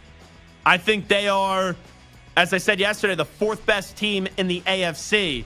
But that Jacksonville team, if they win the division, I would not be surprised whatsoever. Travis Etienne, really good two-way running back. You got Christian Kirk. You got Gabe Davis. You just drafted Brian Thomas Jr. You got Evan Ingram. That's a team. Josh Allen is now a star. You know, really damn good player on the defensive side of the ball. Had 17.5 sacks a year ago. That was the second most in the NFL. He has 45 since entering the league. That's a team that could bounce back. I don't think they're a team that wins a Super Bowl. But last year, we kind of looked at them and said, okay, are they ready to go be in an AFC championship game? And I thought they were ready, and they weren't. You got the right coach, and that coach and quarterback got to get back to what they were doing 2 years ago. And I think a big part of that is the health of Trevor Lawrence. Now, Marjorie Harris, Josh Harris's wife, I guess, Santa, there was a poll you were telling me it was 16% of the people that voted on it like the Commander's name. Only 16%? That's kind of crazy. So let's do some quick math here. That's 84% don't like the name. Zach Gelb, my man. My man. You're welcome. I see no pen. I You're see no welcome. paper. I see no calculator. That was the worst bow ever. I was trying to fit my fat ass in the camera, and I just could not bow on YouTube without looking like an idiot, and I look like an idiot. 84% don't like the team name. Do you know how many people around? Do we know how many people? Because I'll have to check the exact if number. it was of like votes. 25 people, what does that mean? But I'm assuming it's a large enough sample size for this to be published and for this to be talked about by the owner's wife. And I don't blame them. Like, you knew the Redskins was going away. So they called themselves the Washington football team. Once you change from the Washington football team to the Commanders, which I don't hate it, but it's like, whatever. You probably should have just kept it the Washington football team. I think that's what they should have just kept it to. But here's Marjorie Harris on the Commanders maybe potentially changing their name once again. As you would imagine, everybody has an opinion about the name. Some good, some bad, some in the middle. And I think that we have a lot of work to do. And so that name issue is going to be on the side for now until we can get things going. And you know what? It sounds pretty good to me. So for now, it's the Commanders. That's a horrible answer. Don't you just move on from this? I get the poll's the poll. There's newfound excitement with this fan base because that pig Daniel Snyder is no longer there. Why is this an issue? I get the poll is why the question is asked, but what are you going to change the name to? If you didn't find anything good after the Washington football team that led you to the Commanders, is now a new time around with new ownership going to make you find a better team name than the Commanders? Because they're not going back to the Redskins. So I think because of what the name was, right or wrong, so many people are going to say just change it back to that, but they won't change it back to that. Until they do change it back to that, which they never will, people are just going to hate whatever the name is. I thought honestly, Samter, when you sent me this, I thought we were way past the name being an issue with the Washington Commanders. You went from Redskins to the football team to the Commanders. I said this the day they went to the Commanders. You should have just kept to the Washington football team. That was the coolest name in football. One of the 5 coolest names in the entire NFL. Washington football team, WFT. Yeah. Loved it. Perfect. I loved it. To me, I thought it was one of the coolest I thought you said WTF. Now, see that? But everyone initially wrote WTF, but yeah, no. Let's go to Brian Belichick. He is staying on the Patriots staff despite Bill and Steve both leaving one Patriot place. In a way, I think it's getting a little personal about our family dynamics, but in a way, I think it was good for us to have some separation from being in a football building every day, seeing each other, whereas now we're not just connected by football. Not that it was that way before, but you talk about other things because we're in different places. Every Belichick kid mumbles. Every single kid mumbles. And not only that, I think the big takeaway there is, because Bill's someone that would probably hold a grudge, it's clear that Steve's the favorite child in that family. Brian staying with the Patriots, Bill can't be thrilled with that. Especially when Robert Kraft is stabbing him in the back, and now Bill and Robert Kraft just don't get along anymore. Here's Jair Alexander of the Packers on the new defensive staff in Green Bay. Remember, Jeff Hafley left being the head coach of Boston College to be the DC with a dan-dan-dan-dan-dan. Go, Pack, go! I've seen them several times throughout this offseason before I even came back to OTA. So just having that relationship and building that, it's been helpful. Was that missing from the previous defensive staff?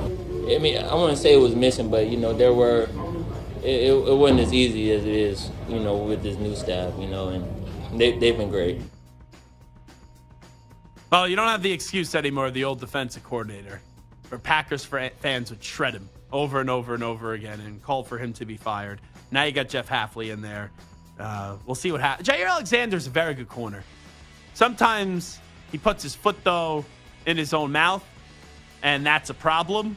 So we'll see this year what that defense does look like. But if that defense can get humming and they could be more consistent, because they were too inconsistent in the old regime, if they can get consistent with Jordan Love and the way that he displayed he could do things last year, watch out for the Green Bay Packers. Here's Ben Johnson, the OC of the Detroit Lions, and why he stayed in Detroit and didn't take a head coaching job this offseason.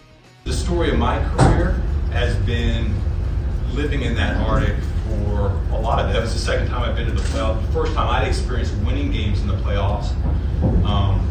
I think when it boils down to it, I wanted the sunshine a little bit longer. You know, that's really what it comes down to for me. I like the sunshine. I like what we built here, and I want to reap the rewards with them a little bit longer. 2 years ago, the Panthers wanted him. He bailed on the Panthers. Last year, the Commanders, that was the foregone conclusion. He bailed on them. I just don't think there's a job that he's blown away by yet. And you keep on punting and punting and punting, then you don't know who's going to eventually keep on coming and calling. Because, we all think the Lions are a Super Bowl contending team this year. If they regress, though, what happens to the stock of Ben Johnson? I think there'll be a job available for him next year. But are you going to be too selective again if that team comes up short? Let's say they get to the Super Bowl. This idea, you're in a winning environment, you keep on winning and all that, and you don't want to take a head coaching job somewhere. I can understand a little bit of that.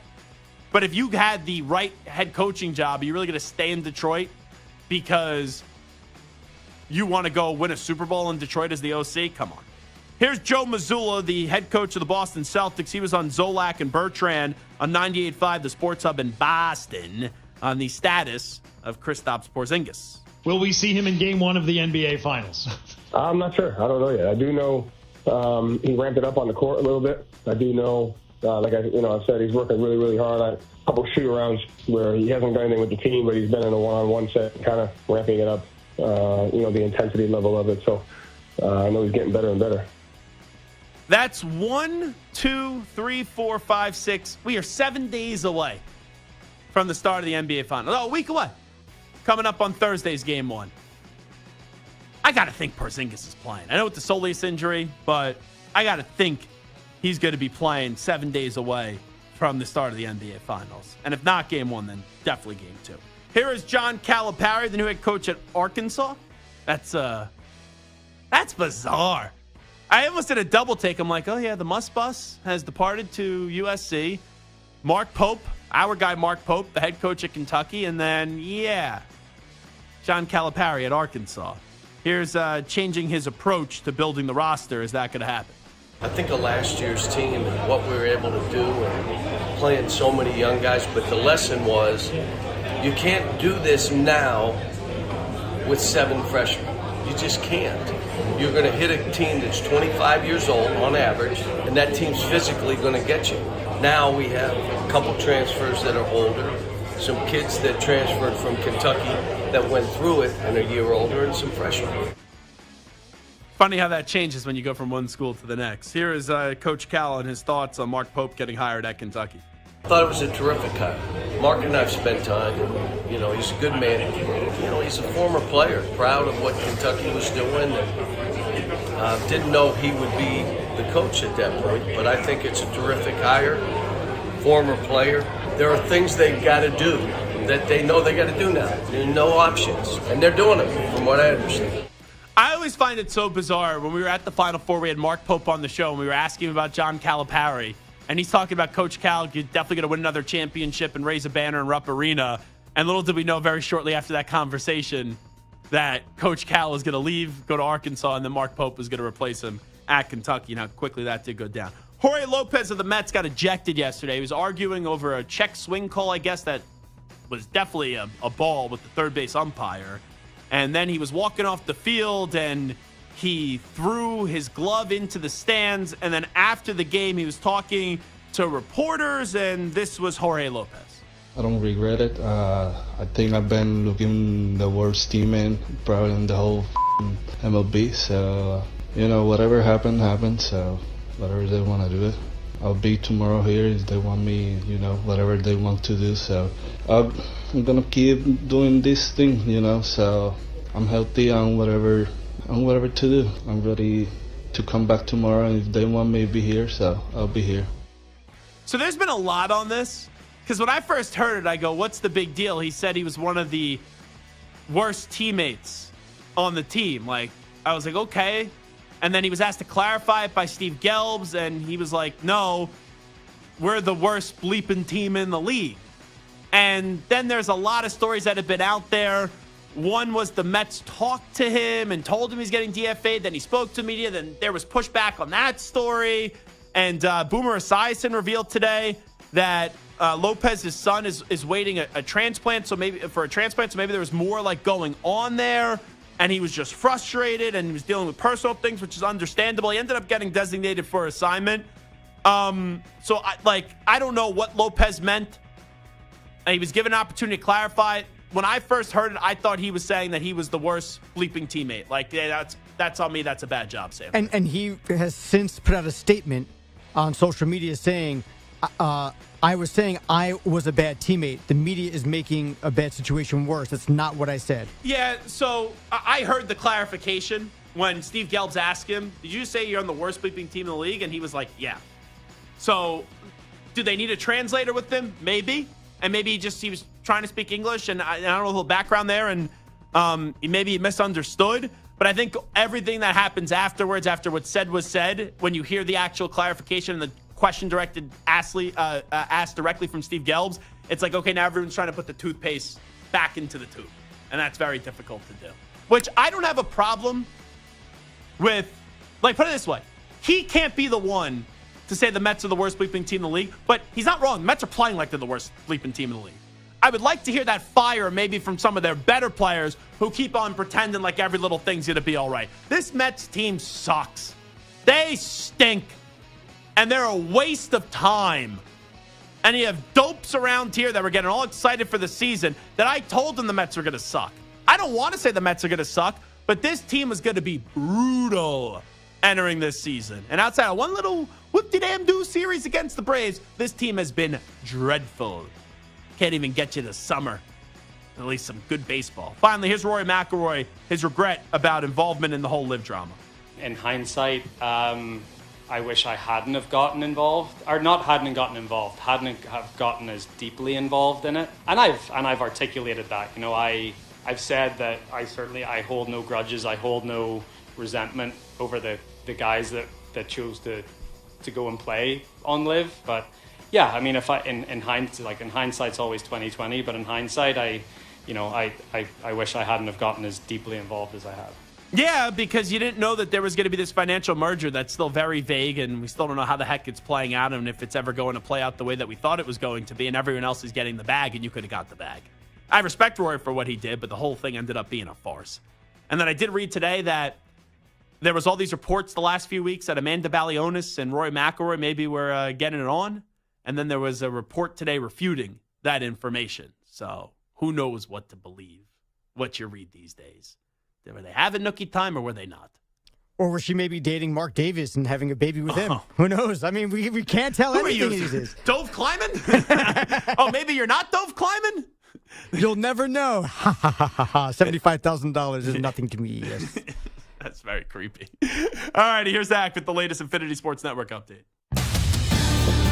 Infinity Sports Network Sports Flash. Another day, another wide receiver gets paid. This time the Dolphins' Jaylen Waddle gets a 3-year extension, nearly all of it guaranteed. It calls for a total of $84 million. $76 million is guaranteed, and the deal puts him among the league's 5 highest paid receivers. The Celtics, a long rest before the NBA Finals begin. The Mavericks squandered a chance for a longer break with a loss on Tuesday. Game 5 of the Western Conference Finals tonight in Minnesota, which stayed alive, depriving the Mavs of clinching the series on their home floor. Jason Kidd's crew has another opportunity tonight. It's hard to close in this league, and so understanding that we didn't play our best, give Minnesota credit, they did. And so we're headed to Minnesota tomorrow and to play Game 5. The Panthers and Rangers face off at Madison Square Garden in Game 5 of the Eastern Conference Finals of the Stanley Cup playoffs. The last 3 have gone to overtime. The Rangers won the first 2. The Panthers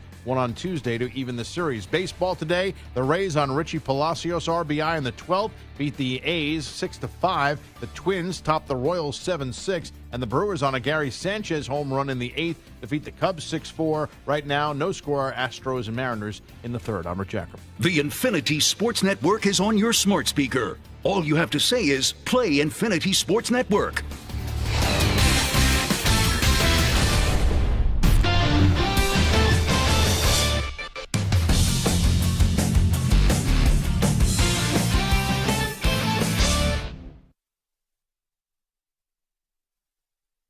You're in a 5-minute break.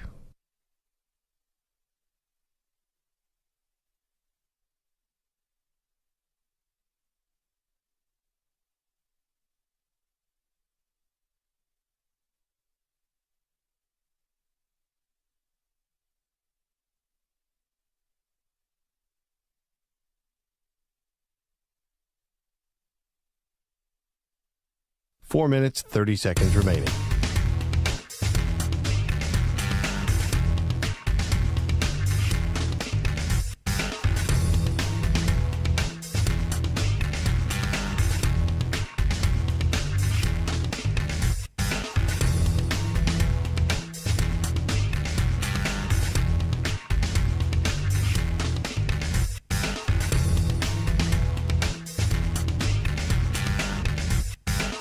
Four minutes remaining.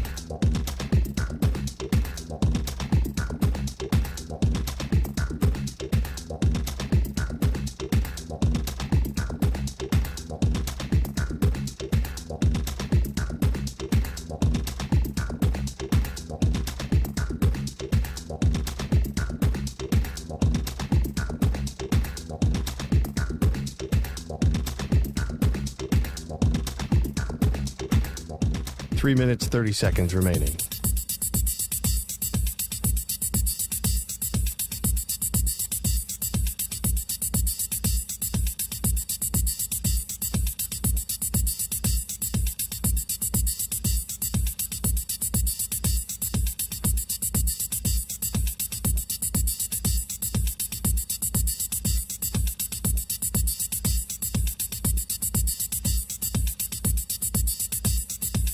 Three minutes remaining.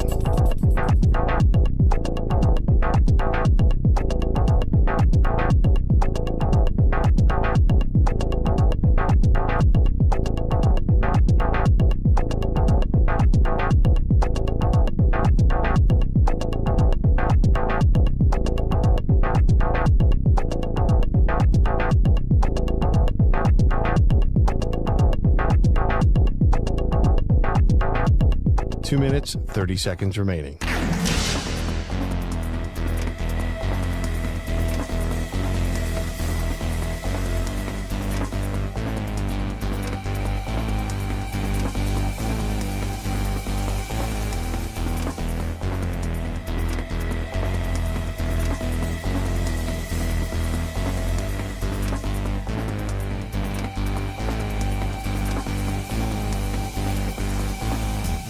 Two minutes remaining.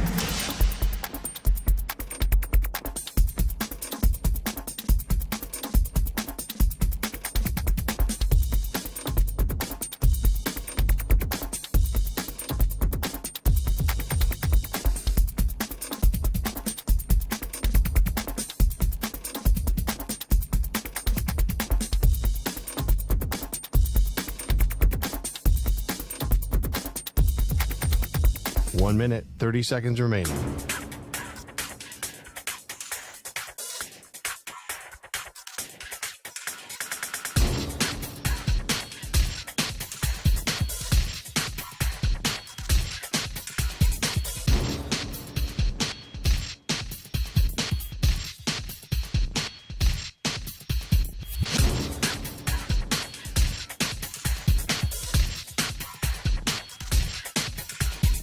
One minute remaining.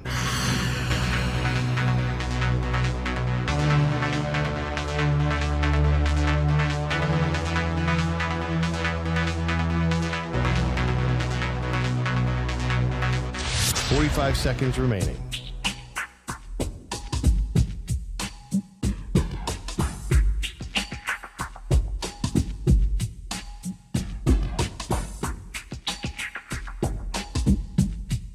30 seconds remaining.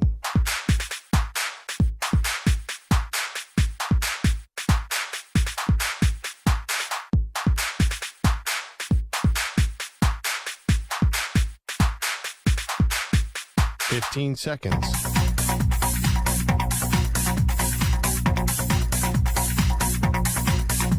Break ends in 5 seconds.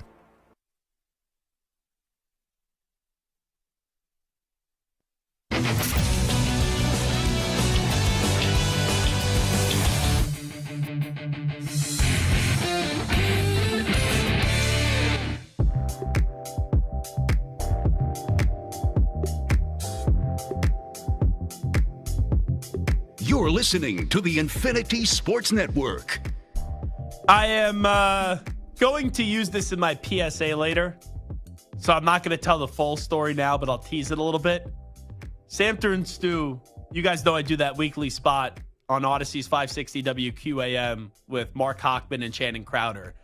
Their producer is a very nice guy by the name of Alejandro Solana. He's a part of the Heat Radio Network.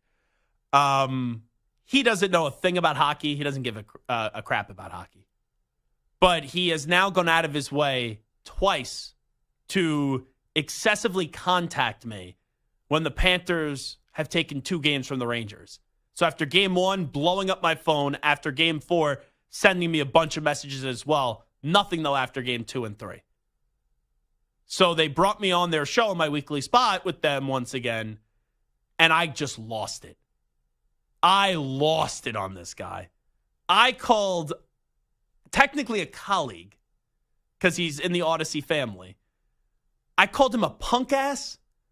I called him a cockroach. And then I said, I want to play whack-a-mole, but anytime you text me, I'm going to take the hammer and then just drop it over your head and block you from my phone.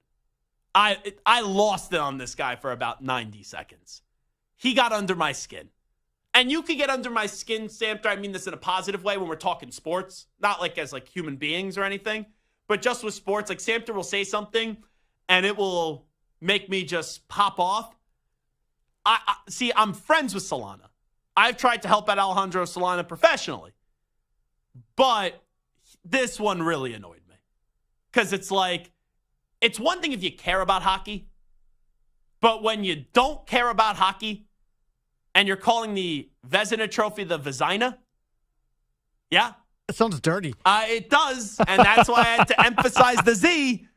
And you can't even recall what playoff games you went to, and you made it clear a few weeks ago that you don't know anybody on the Panthers, and now you're a big Panthers fan? I don't need to be the recipient of these petulant games. Like, it'd be one thing if you're like a big hockey fan, and you're a big Panthers fan, but he's not. And it's annoying. Is he sending them to you like right after the game ends? After the game 1 overtime loss. Oh, sorry. Game 1, they didn't score a goal. They lost in regulation. Right. But I'm at the game. I was in a luxury box. So free booze, free food. And I took advantage of the booze. So I was a little bit intoxicated. And when I'm getting message after message of gifts of Sergei Bobrovsky, I was not happy. See, here's the thing. If you're going to send that kind of stuff in the midst of a game or right after a crushing loss to somebody who's clearly emotionally distraught, you better be ready to take the full brunt of the return. Now, obviously, he doesn't care about the Panthers enough that if you were to do that back to him, he's not going to care. He knows he's jabbing you. But find what he loves and do it right back to him. Miami Heat. There you go. He's part of the Heat Radio Network. There you go. Just every time the Heat do something stupid, every time there's something bad about the Heat, just rub his face right in it. But that's not me. Hey, you know what to say? When they go low, we go high? No. When they go low, you go lower. Go lower. That's bullcrap. I've never lived life when someone goes low, you go higher. No. When someone goes low, you go lower. Lower. You want to chop at me? I'll get down and dirty and then chop at you. It's one of the benefits of being short. It's one of the benefits of being flexible. There you go. All righty. So we'll get to that coming up in the PSA because I have a PSA about texting with sports and just from all the idiots that I've been hearing from throughout the Stanley Cup playoffs.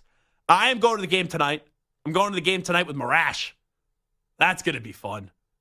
This is gonna be some night. The Rangers better win.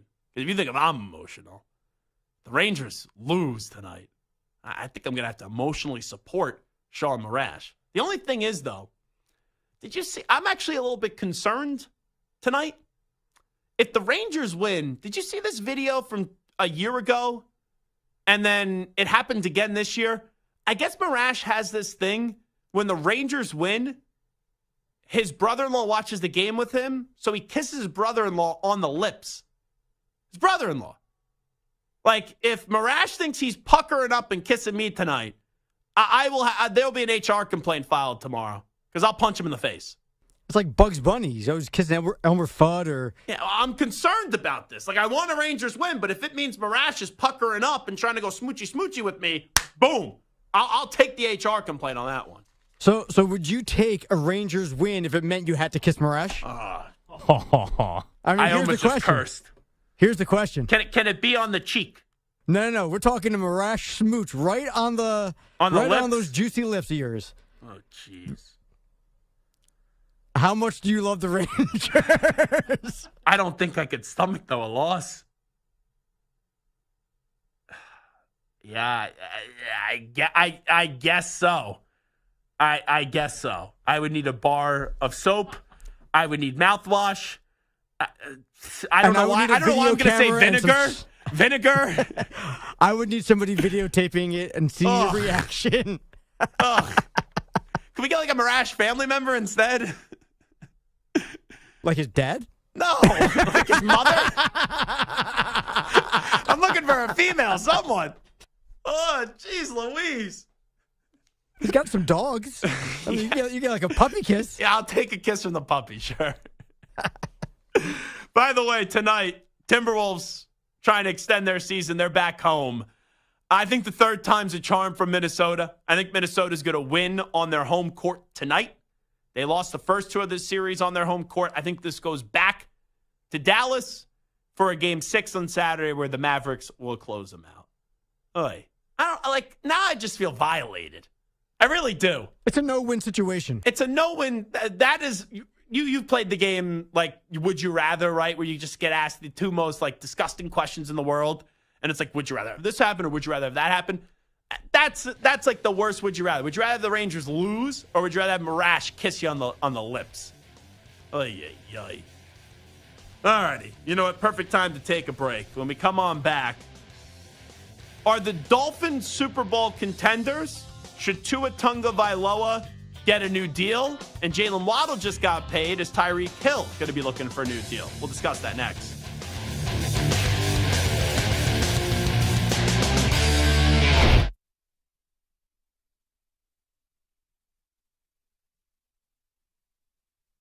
You're in a 5-minute break.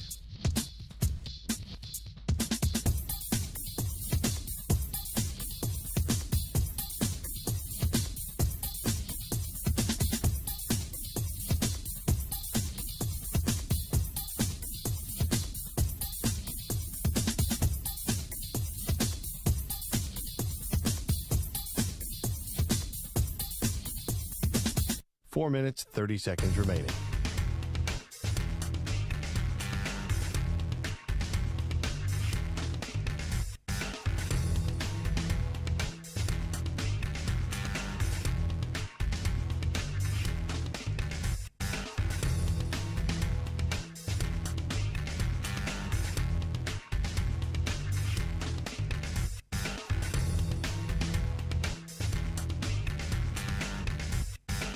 Four minutes remaining.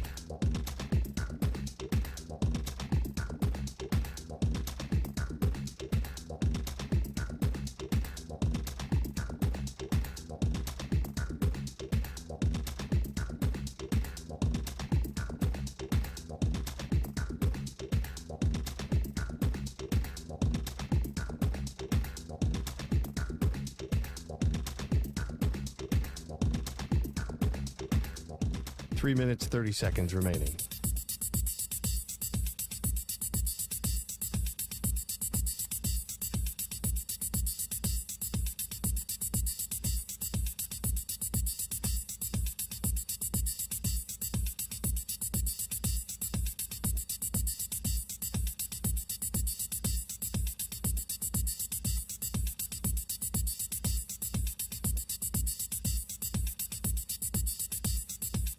3 minutes remaining.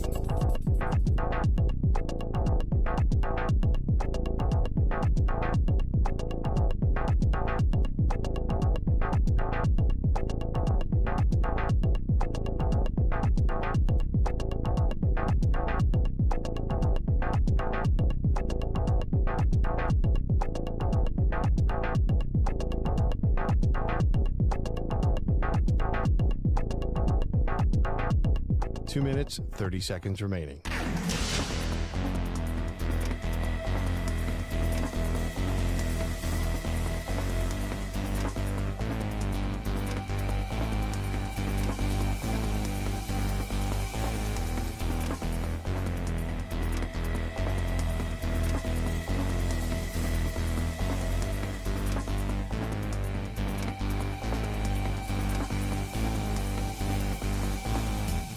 Two minutes remaining.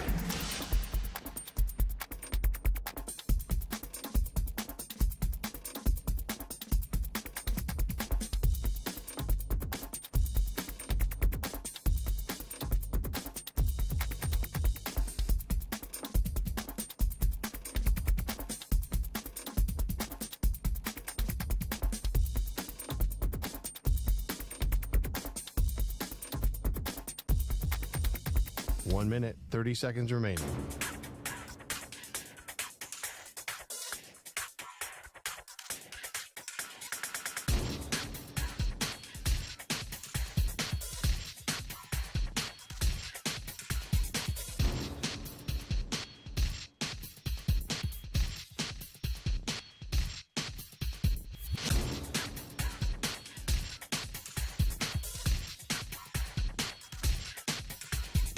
One minute remaining.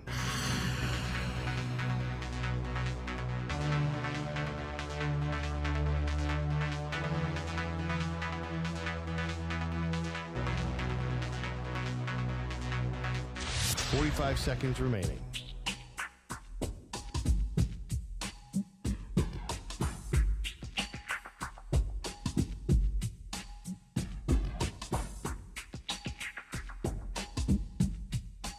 Seconds remaining.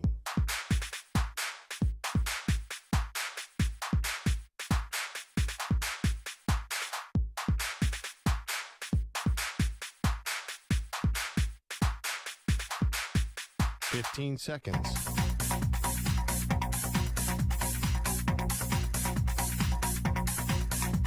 Break ends in 5 seconds.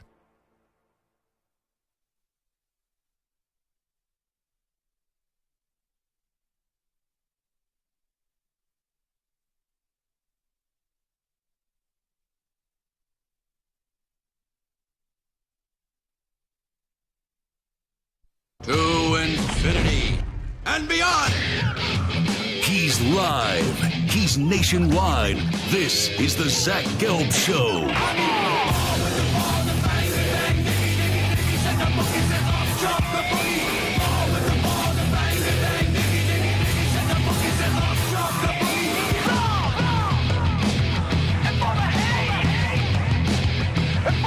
Here's your host, Zach Gelb.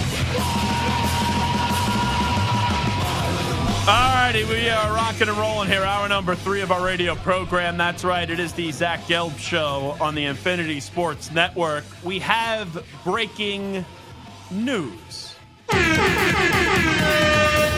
have breaking news on the Zach Gelb Show. So I'm going to guess the breaking news. I don't know exactly which team involves the breaking news, but Stu got in my ear and he said, we have the Hard Knocks team for this year. Now, the Giants are doing this off-season version of Hard Knocks, which starts in early July, which it will air. So I'm going to say it's not the Giants. Now, there are a few criteria here. For the preseason Hard Knocks, team gets a pass. 1, if they have a new head coach. 2, if they've done it within the past 10 years. And 3, they've been to the playoffs in any of the prior 2 seasons. So, Stu, I have compiled a quick list here. And I guess like a team like Indianapolis, they did the in-season Hard Knocks, so maybe they have the right to refuse. But the 4 teams that I've compiled here, the Colts in no order, the Saints, the Bears, and the Denver Broncos. I'll give you my first guess. You tell me if it's accurate or not. Are the Denver Broncos the Hard Knocks team? They are not. I would have actually liked to have seen them on Hard Knocks because it's year 2 of Sean Payton. You just drafted Bo Nix. I think that would have been a fun watch. Bears, Saints, or Colts?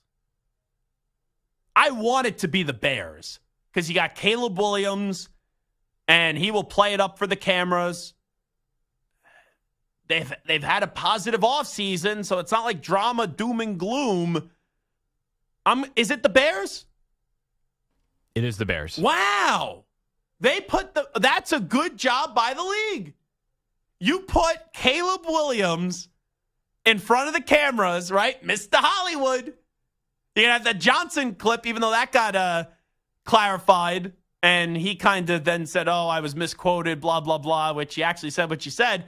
That's a good job by the league because there's finally optimism with the Bears. You think they have their guy. He's already named the starter. You have DJ Moore. You got Rome Odunze. You got Keenan Allen. That's a good one. Now, I have not been a fan of Hard Knocks in a while. A lot of people love the Lions Hard Knocks. I thought it was good on social media. In small clips, I did not think it was good watching the entire thing. The Cowboys one a few years ago was absolutely dreadful. The highlight of that was like Zeke or Dak wrapping a present and then Jerry Jones putting too much salt on whatever McDonald's breakfast sandwich was. Do we know who was the Hard Knocks team last year? It was the one and only. Who was it? I can't remember. Ayahuasca Rodgers. Oh, yeah, the Jets. That was disappointing, though. Yeah. Because you're right. I totally forgot it.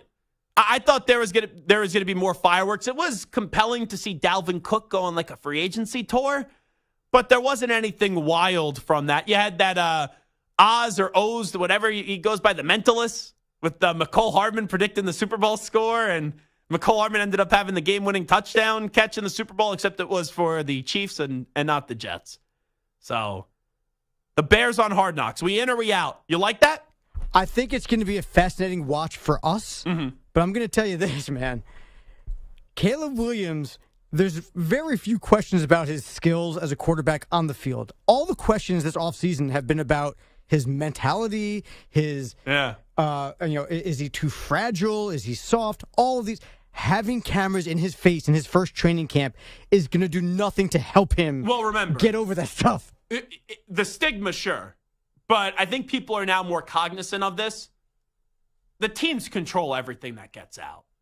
I had Hugh Jackson on this network years ago, if you recall, the whole scene with Todd Haley, and he openly told us on the air, he goes, we control everything that gets out. And then I said, well, why did you let that get out then of that icy scene with him and Todd Haley? It's because the issue that they were debating, Todd Haley already asked about it 3, 4, 5 times. And if it was the first time, yes, Hugh Jackson, which we saw, it made him look like a jerk. But when your OC is asking the head coach the same question over and over and over and over again, eventually you got to play that power card of I'm the dude that's in charge. So I may have a different opinion on this. Like, Samter, I'm not saying you're wrong, because I do believe, that's a juicy storyline now. Everyone talks about Caleb Williams in the spotlight. How is he going to relate in the locker room, all that stuff. Now you put more cameras on him. It doesn't make him get away from that, but I don't think he'll look bad here on Hard Knocks. I'm not saying people dislike Caleb Williams now, but I think a lot of people are going to walk away, or maybe there's a few quirky things that Caleb Williams will do that will be a little bit weird, but I think a lot of people are going to walk away feeling excited about the future of the Bears. And the Bears, they're going to start to become a trendy pick. I already said they're 9-8 going to the playoffs this year. But I feel like every year the Hard Knocks team, it uplifts everyone, and everyone's like, oh, this team's going to be wonderful. This team's going to be spectacular. I like the Bears on Hard Knocks this year. Is there a team now? I'll go around the room here. Take the criteria out of it. I don't care if they have a new coach or not. I don't care if they've made the playoffs or not recently. I don't care if they've been on it recently. Who's the team taking the Bears out of it who are the Hard Knocks team, as that's breaking a few moments ago? Who's the team that you most want to see on Hard Knocks? I got two, but I'm just going to give you one. I'm just going to give you one. Give me one. I'm going with the Justin Fields, Russell Wilson drama. It's a good one. That's going to be fun to see how George Pickens reacts, how the two of them interact. TJ Watt back there. The Mike Tomlin cliches. Yeah, I feel like they would be very interesting. There's another team that I would love to see more because of their coach, but I'll let you guys discuss. Okay, the Steelers. That's a good one. How about Stu? Who's the team? Give me the Falcons. Give me the Falcons with Cousins making the comeback from injury, Penix, just all of it. I love it. No, you basically got the Hard Knocks version of Michael Penix Jr. when he joined us on the show 2 hours ago. If you missed any of that, Odyssey Rewind for the next 24 hours at 3:15 p.m. Eastern. You can also check it out on YouTube, and I also put out the link on my Twitter page, and it'll be coming up on Instagram soon as well, at Zach Gelb, ZACHGELB. This is a tough question. The team I would actually want to see, I'm between two, and now I sound like Samter. I want to see the Eagles. Sirianni last year down the stretch, that was a cluster. The coordinators replaced them on both sides of the ball. You got Kellen Moore now on offense, Vic Fangio on defense. You got big personalities, Saquon, A.J. Brown. You got big players there, replacing Kelsey, replacing Fletcher Cox. You obviously have Davante Smith, Jalen Hurts, big passionate city too, like Philadelphia. I would want to see the Eagles on Hard Knocks. That would be my team. Now, who was your other team? My other team, it's got to be the Jim Harbaughs. I mean, just anything Jim Harbaugh would be fantastic. Watching the Chargers, I know there's not a lot of talent in the there, RV. but you just know that anything that Jim Harbaugh does is just interesting. So, yes and no, and I'm a Harbaugh honk. You obviously know that. Honk, honk. I will ultimately, I will clearly admit that. Everyone knows that if you listen to the show. I love Harbaugh. I think some of the stuff that would come off very weird in Hard Knocks. Which is why it would be so fun. I mean, the dude used to climb trees and sleep in sleeping bags at recruits' houses. He's a weird dude. He's funny and he's smart. He knows what he's doing, and I would love to see the inside of what makes Jim Harbaugh tick and why he does so well when expectations are always so low when he starts with a new team. You know who's another team? The Bills. I think the Bills would be fun on Hard Knocks. You don't know what the heck Sean McDermott's going to say and what speech he's going to give. But you have a team that has been close, but yet so far, you take Stephon Diggs out of the equation. Maybe we get a little honesty there and finally figure out what the heck happened. I think the Bills would be fun on Hard Knocks, too. Have the Dolphins been on Hard Knocks? I know they were there with Joe Philbin. Remember, you had the Ocho Cinco scene where they had to release him? But could you imagine? Now, I think this guy's weird, but he's also funny. Imagine Mike McDaniel. Were they on in-season Hard Knocks, I want to say? I don't know if they were. They were in-season this year. This year? Yes. Like this past football season, not this upcoming. Yeah, the Jets were the preseason and the Dolphins were the in-season. And the Dolphins were also the preseason in 2012. The in-season one, I can't ever remember watching it outside of just social media clips. Hickey watched it when his Colts were on. He said it was great. He said he loved it. The Cardinals 2 years ago wasn't bad. That actually was an interesting watch. Oh, in season, and remember everything with Kyler Murray. I forget who it was. I had a team reporter on, and he said he thought that was by design because the cameras would be there for checks and balances because that was a team. Remember, they were building that narrative of starting strong and not being able to finish, which was just a crazy kind of thing to me. So the Chicago Bears, the Hard Knocks team, that has juice. I just hope it lives up to the hype because the Jets had juice last year, and I thought it was too, lovey-dovey. I didn't think it was anything that was must-watch TV. So I'm not saying we should go away with Hard Knocks. That quarterback show kind of failed. It was good early, and then no one else wants to do it now. They're doing it with wide receivers, I believe. I saw that was announced somewhere. So that's the latest. The Bears are going to be the Hard Knocks team. All righty, let me get to the poll question today. You can find it at INF Sportsnet and also at Zach Gelb on the Twitter. Samter will retweet it from the Infinity Sports Network Twitter account. The Miami Dolphins this year will win the AFC East, be a wild card team, or miss the playoffs. I don't think the Dolphins will win the AFC East. I picked them to win the AFC East last year. They were in the top dog spot for the majority of the season, and they blew it towards the end. So I'm not doubling down on the Dolphins. So for me, the question becomes, are they going to be a wild card team, or are they going to miss the playoffs? I trust the Bills more than the Dolphins this year. I trust the Jets more than Dolphins this year. I think it's splitting hairs, by the way, to be clear. But I like those two teams over the Dolphins. I think the Ravens are better. I think the Bengals are better.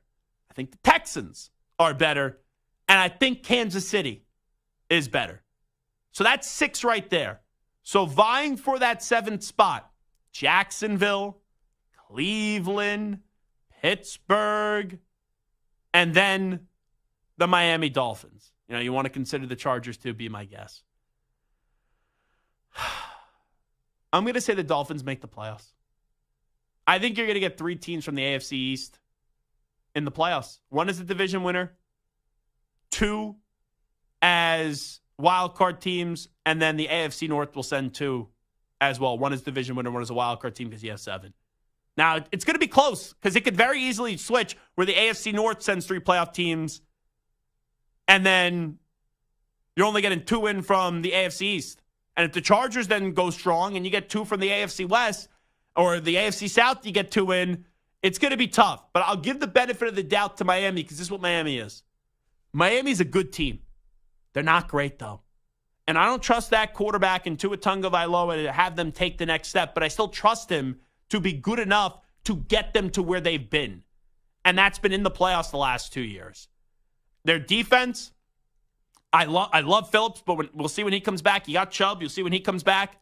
After those just 2 terrible injuries, you lose Wilkins. But on offense, you got Waddle. You obviously have Tyreek. You have Raheem Mostert, Davante, Odell Beckham Jr. is now the 3rd wide receiver.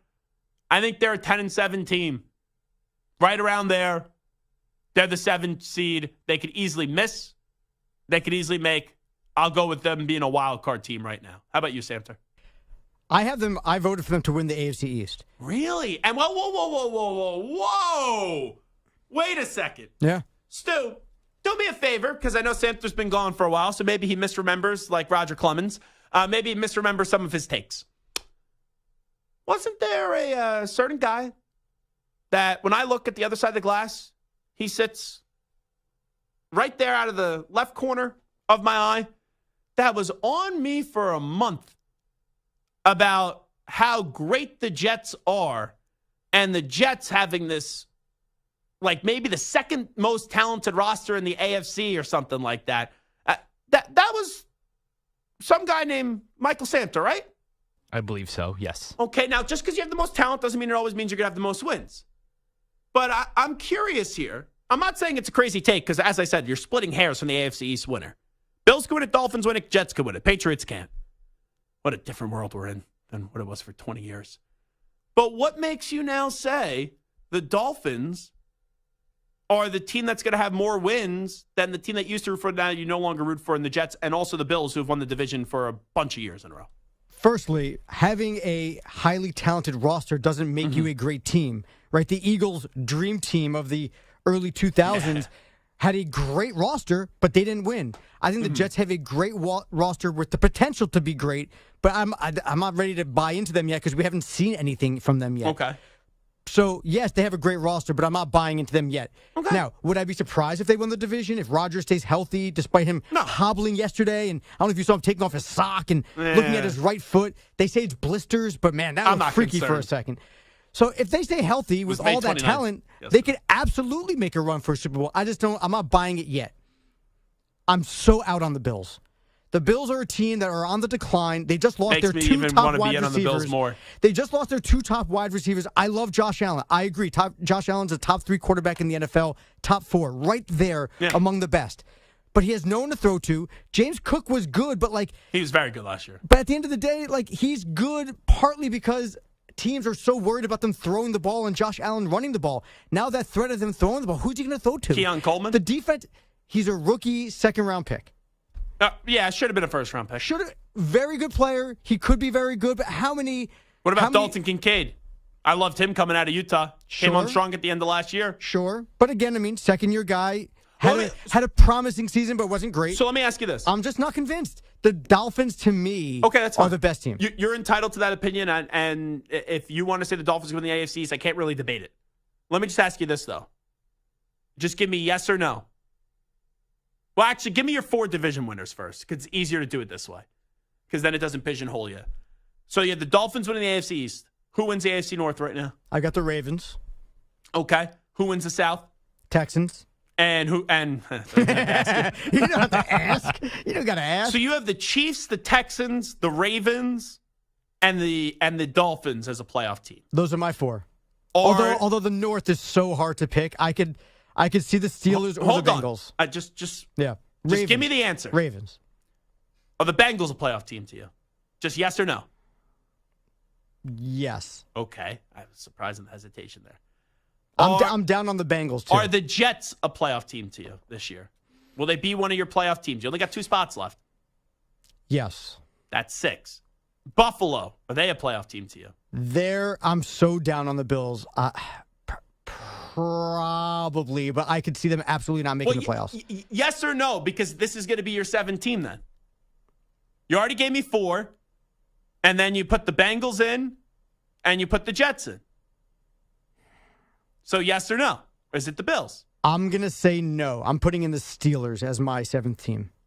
Okay. So you put the Steelers in? Yes. So no Jacksonville? Nope. No Chargers? Nope. No Colts? Nope. No Browns? Nope. Oof, oof. Yeah.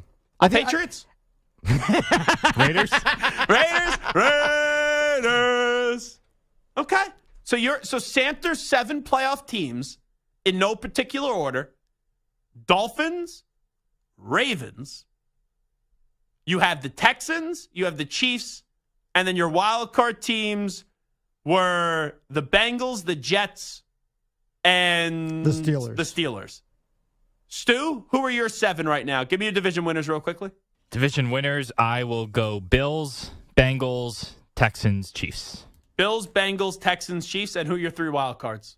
I'll go with the 2 AFC East teams, so Jets and Dolphins, and I will go with the Ravens. Okay. So I will leave out the Steelers.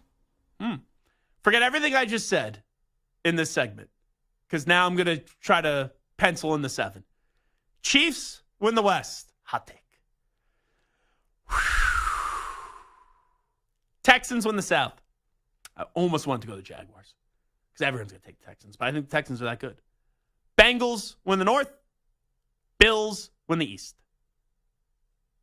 Ravens are in. Dolphins are in. So that leaves me with 1 spot left. Do I take the Jets? Do I take the Steelers? Do I take the Brownies? Do I take the Jags? Do I take the Chargers? It would be very Jet-like for them to go 10-7 and miss the playoffs. It would be.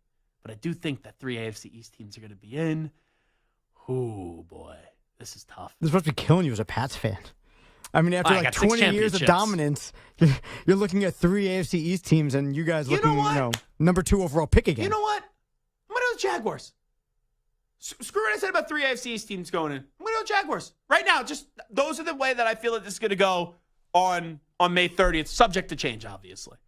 And here's the thing. I don't think any of what the 3 of us said. It's crazy. None of it's crazy. No, all of us could be right, and I would be fine with any of us because there are so many, especially in the preseason, it's really hard to know, and then injuries, you just never know.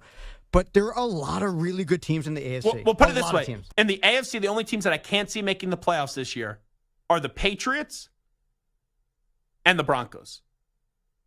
Patriots, Broncos, and let me throw in the Raiders, too. I think a lot of people are going to say Tennessee as well. So you probably put them in. But, like, if they're a wild card, if they go, like, if they, like, is it crazy to say they go 9-8?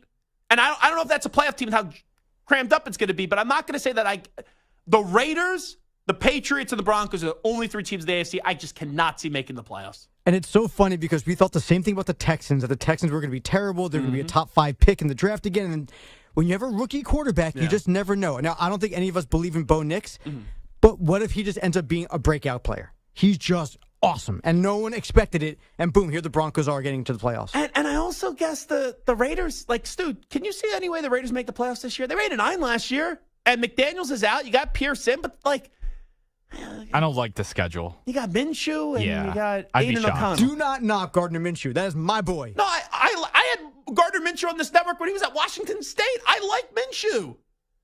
But, like, come on. Last year, he had a really good season, and they almost made the playoffs, but they didn't. Anyway, it is Zach Gelb Show on the Infinity Sports Network. The poll question, the Miami Dolphins will win the AFC East, be a wild card team, miss the playoffs. Right now, 16.7% over Sampton that they'll win the AFC East. 36.4% say miss the playoffs. 47% say be a wild card team.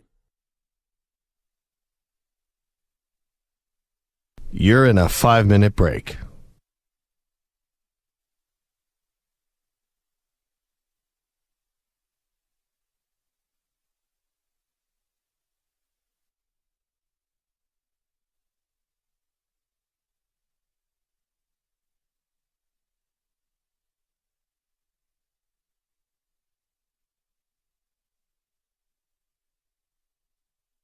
Four minutes, 30 seconds remaining.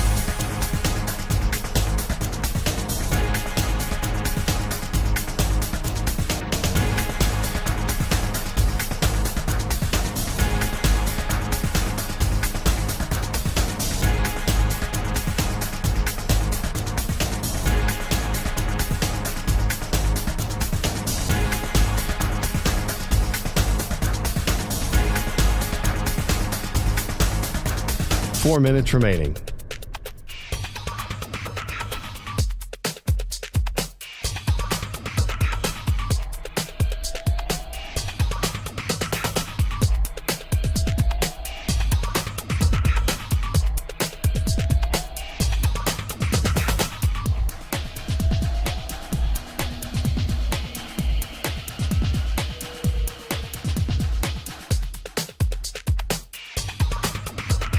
Three minutes, 30 seconds remaining.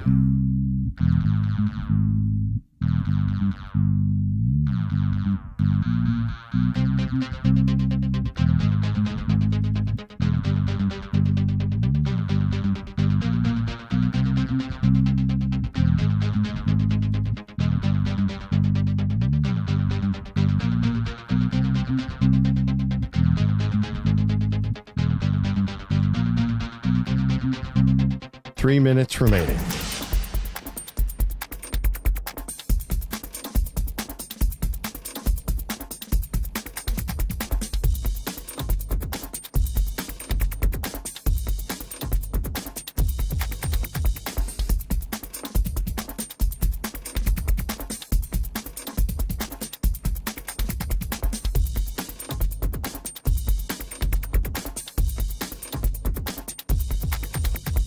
Two minutes, 30 seconds remaining.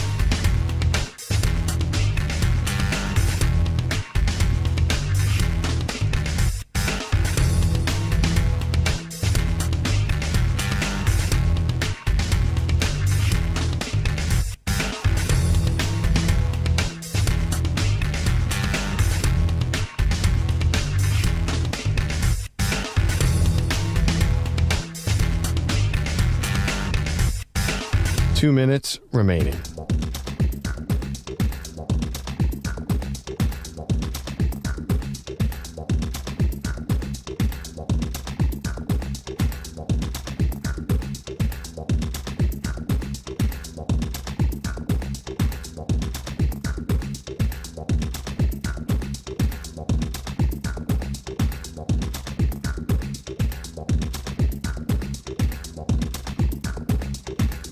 One minute, 30 seconds remaining.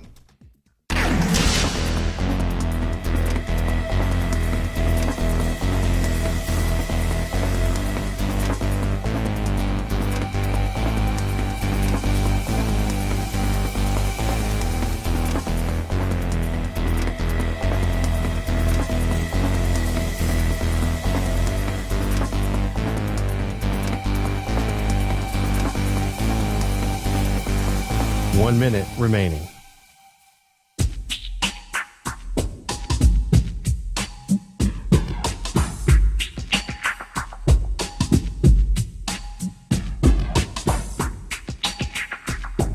.45 seconds remaining.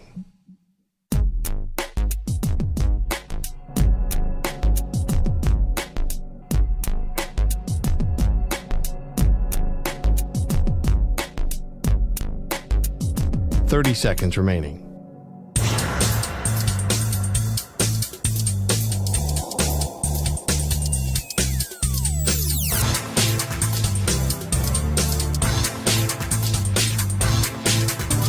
15 seconds.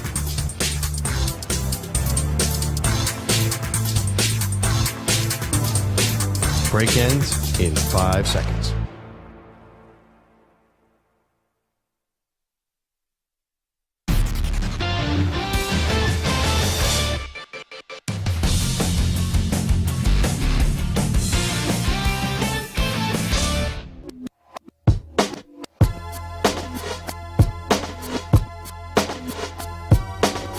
You're listening to the Infinity Sports Network. Yo, Zach Gelb Show, Infinity Sports Network. It is a Thursday, so let's get to a Zach Gelb Show. PSA, PSA, PSA.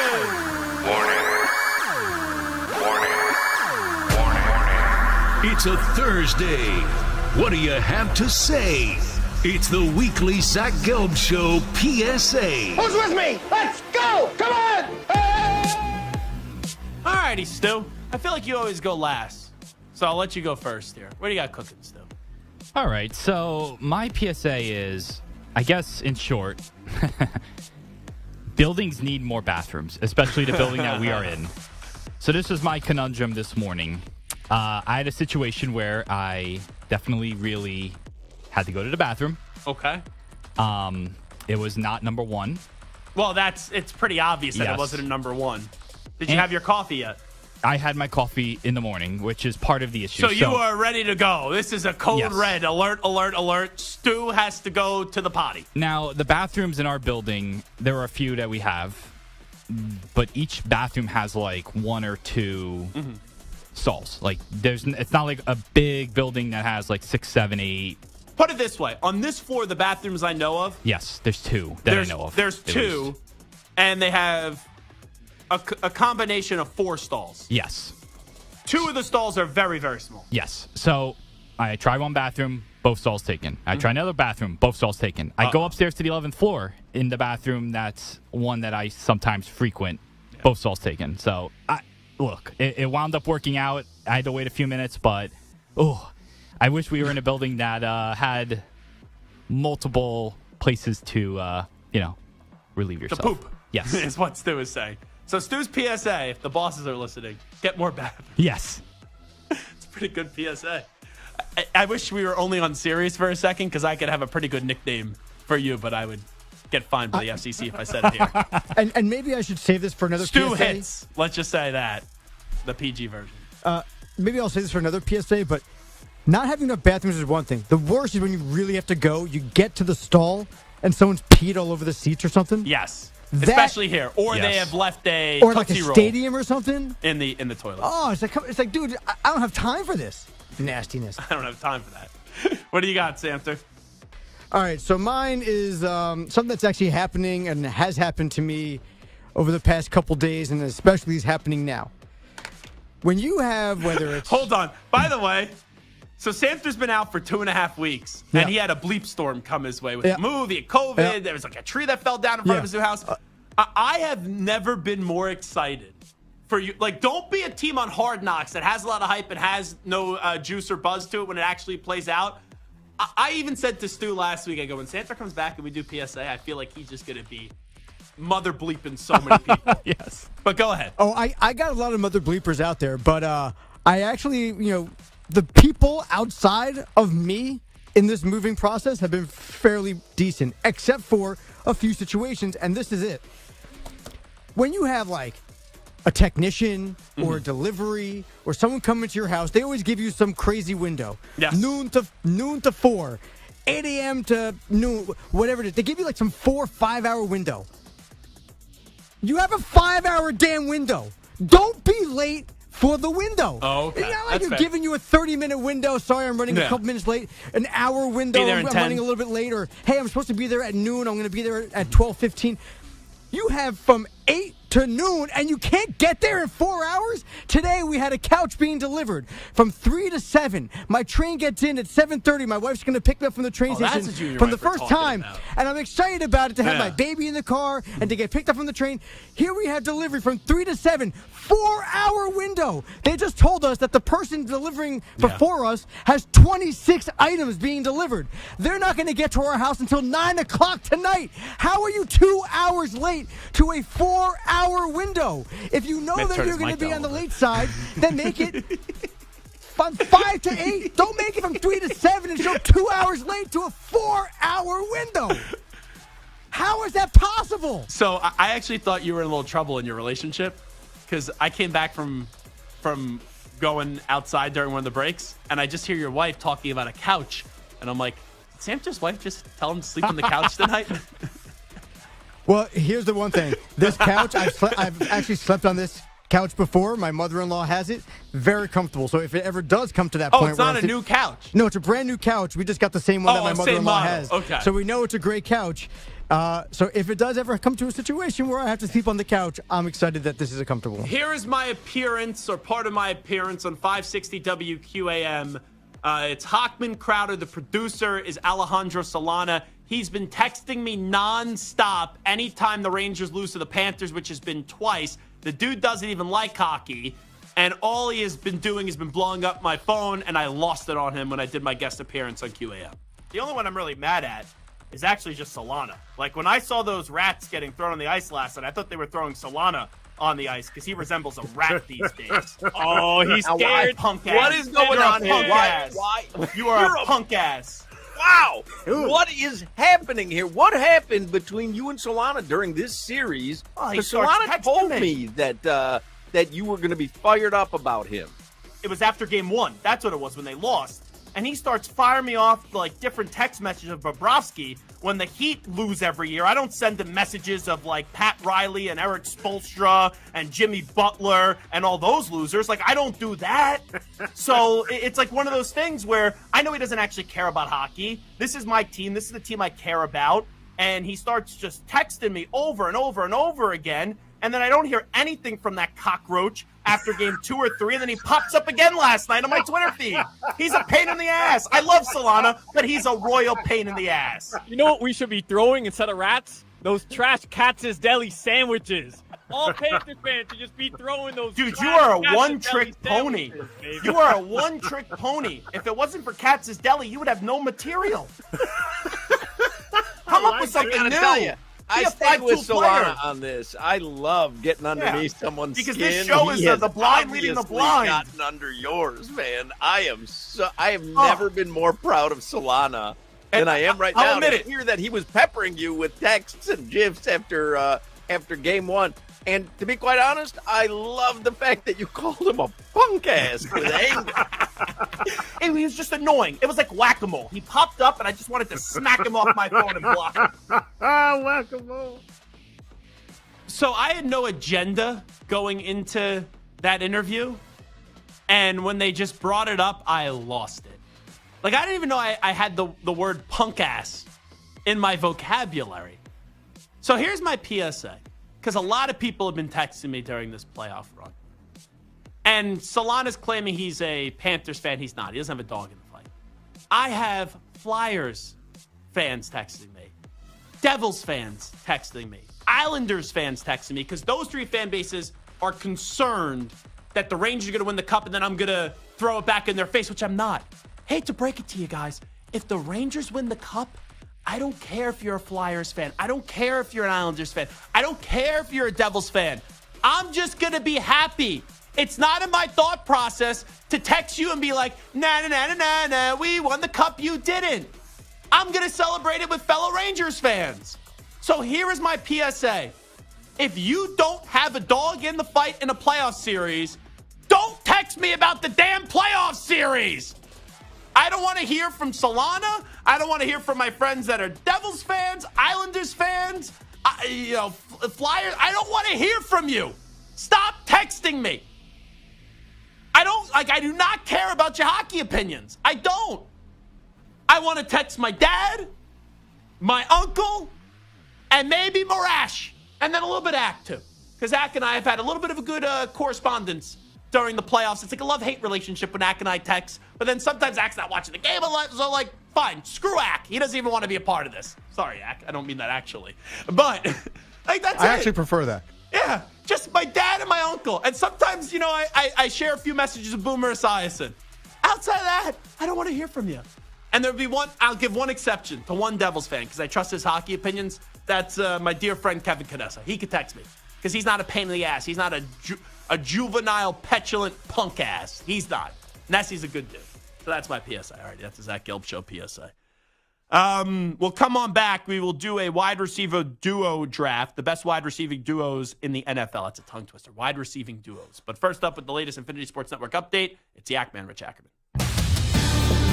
Infinity Sports Network Sports Flash. Well, the wide receivers duo in South Florida, very happy today, as the Dolphins have reportedly given Jaylen Waddle a 3-year extension worth over $84 million, and $76 million is guaranteed. The new deal puts the 25-year-old among the 5 highest-paid receivers in the NFL. The Timberwolves have been a great story this year, but this latest chapter has gone awry so far. They host the Mavericks tonight in Game 5 of the Western Conference Finals, looking to stay alive once again. After dropping the first 3 games of the series, they came up with a Game 4 victory, and Mike Conley said, don't write them off just yet. We still have a lot of room to improve, so that's the exciting part about our situation. We just know that there's a lot more in the tank.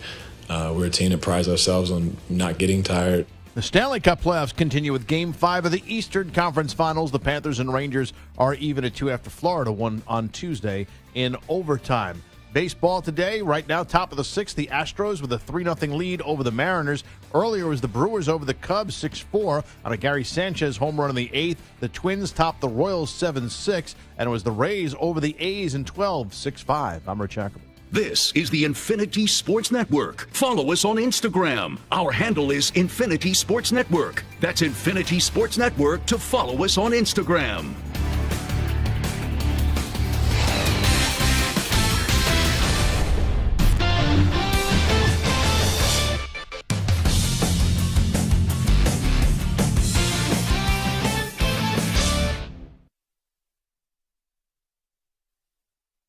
You're in a 5-minute break.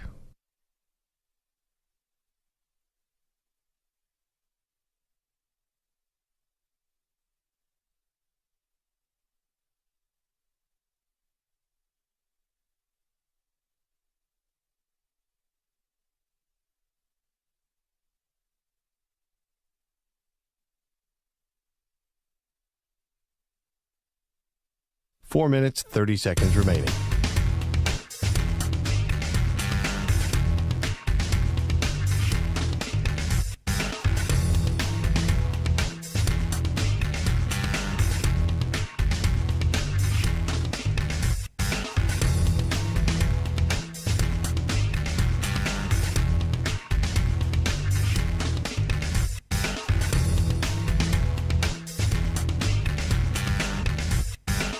Four minutes remaining.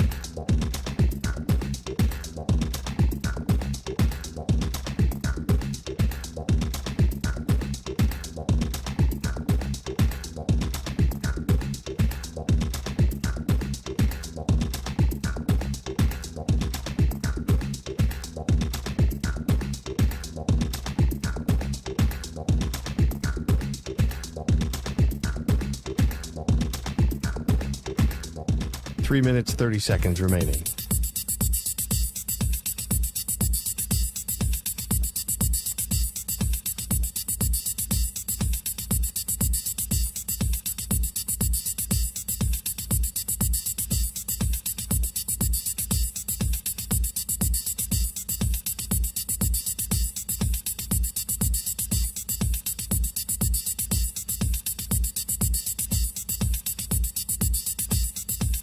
Three minutes remaining.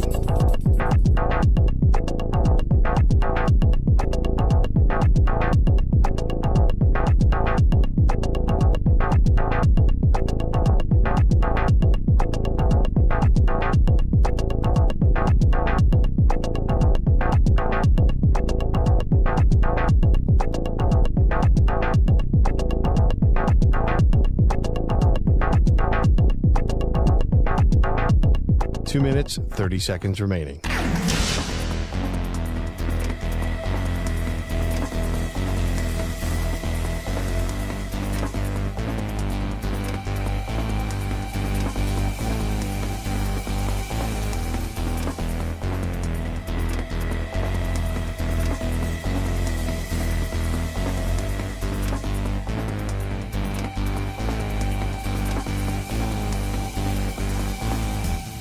2 minutes remaining.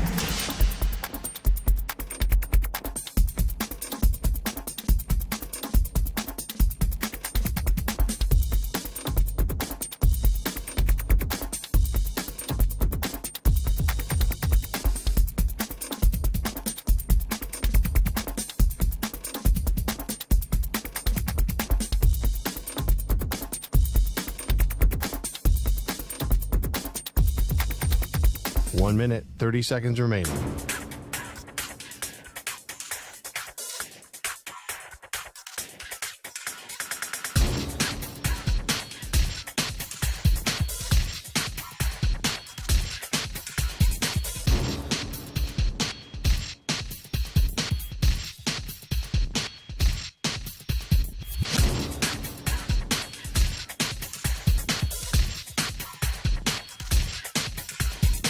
One minute remaining.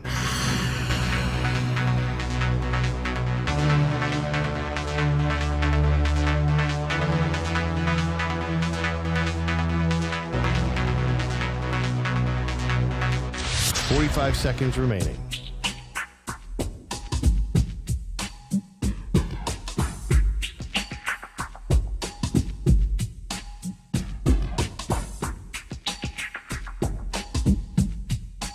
Seconds remaining.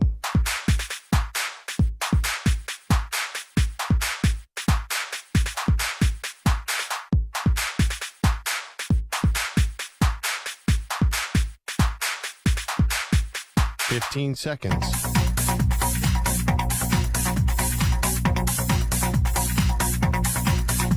Break ends in 5 seconds.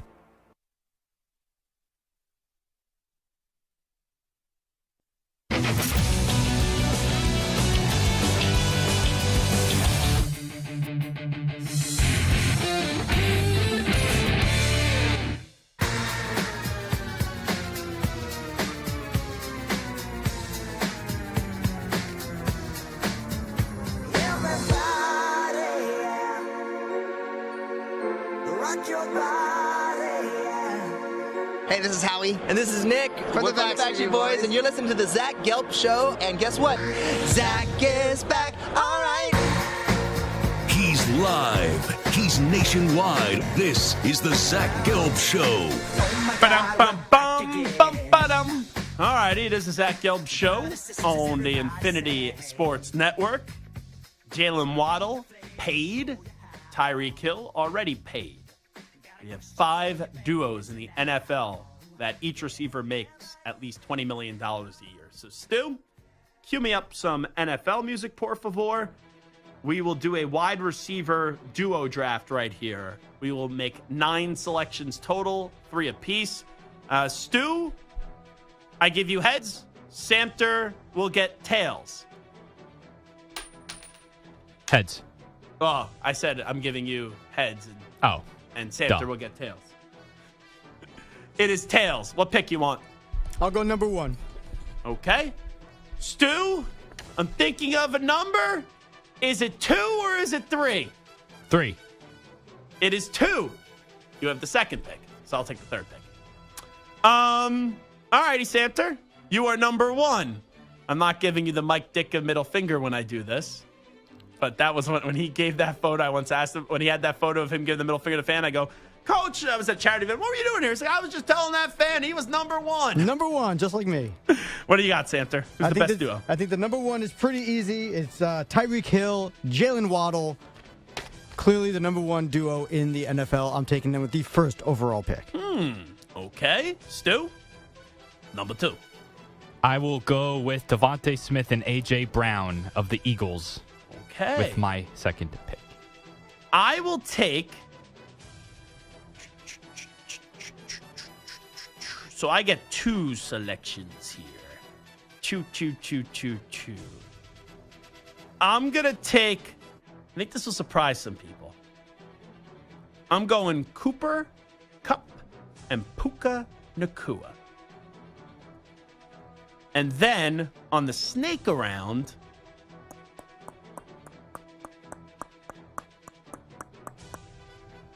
I am going to take... Oh, wow. I'm between two duos. Would you guys have taken Kupp or Nakua? Just wondering. I already took them. By the time this gets back to me, they would have been off the board, right? I had them ranked number 6 on my I had board. them 5th. So, okay, so they yes. both would have been off the board. Yes. Oh, so did I reach that? Boy. Between the Bengals and the Niners here. I'm going to go Jamar Chase, T. Higgins. Yeah, so that was what I preferred. I was kind of with you. Whoever you were going to take between the Bengals and the Niners, I was going to take. So give me Deebo and Ayuk. Samter, this is where it gets a little tricky. I mean, you guys just took two duos that clearly rank behind my next pick. How you guys aren't going with Mike Evans and Chris Godwin? I know they're getting older.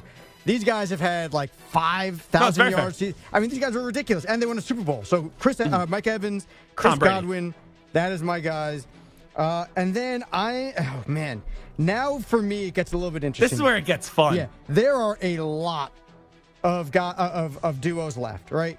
And if we're picking 3, I got 1 pick left. And there's a lot of duos here that very good on the math. Now let me reset it here real quick. Man, oh man. Samter has Tyreek Hill and Jaylen Waddle. Then Stu took A.J. Brown, Davante Smith. I then took Cooper Kupp and Puka Nakua. On the snake around, I took Jamar Chase and T. Higgins. Stu goes Deebo Samuel, my BFF, and Brandon Ayuk. And Samter just took Mike Evans and Chris Godwin. I mean, I think I'm just going to have to stick with my big board. Number 6 on my big board was Justin Jefferson and Jordan Addison. Wow. So I'm going to take what I think is the best wide receiver in the NFL and a second-year guy who had 900 yards last year. I feel like maybe it's a little bit because there's a lot of guys out there, but Justin Jefferson's just so good. It's hard not to put Jordan Addison, who was one of the former Biletnikoff winner there at Pitt. So I'm gonna go with them as my final pick. So Stu's still on the board.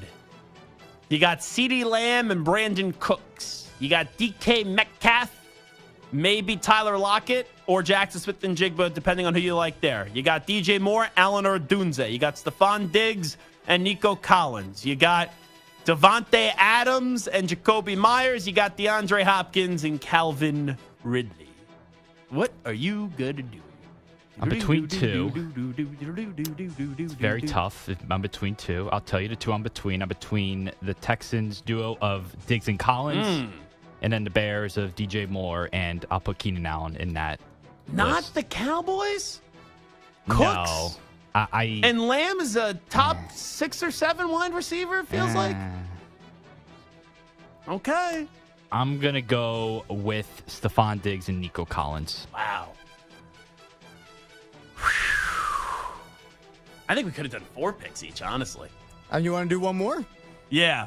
Let's do one more round. Okay. So we're going to do 4 here. All right. So that leaves me with Lamb and Cooks, DK and Lockett, Moore and Allen. I am going to take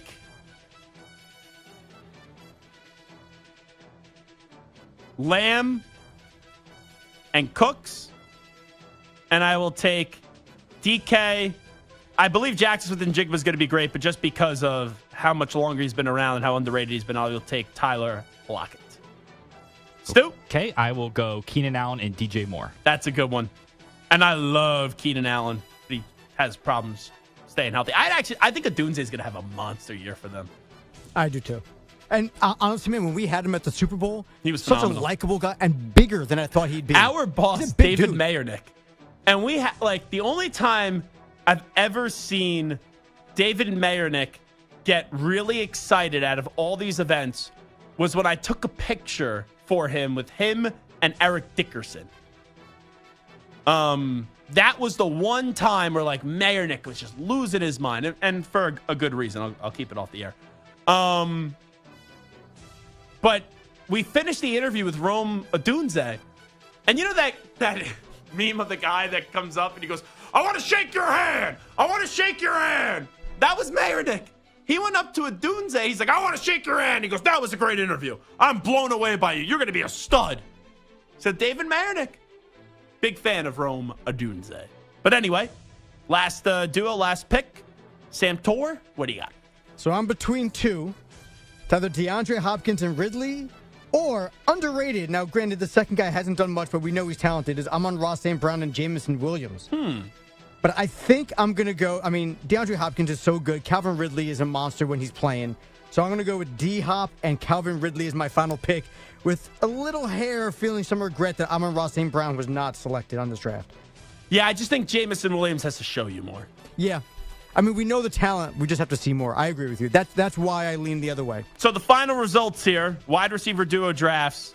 Samter has Tyreek Hill and Jaylen Waddle, Mike Evans and Chris Godwin, Justin Jefferson and Jordan Addison, DeAndre Hopkins and Calvin Ridley. Stu has A.J. Brown and Devontae Smith, Deebo Samuel and Brandon Ayuk, Stephon Diggs and Nico Collins, DJ Moore and Keenan Allen. And your boy got Cooper Kupp, Puka Nacua, Jamar Chase, T. Higgins, CeeDee Lamb, Brandon Cooks, and DK Metcalf and Tyler Lockett. Probably should swap the order with DK and Tyler and Lamb and Cooks, but, it is what it is.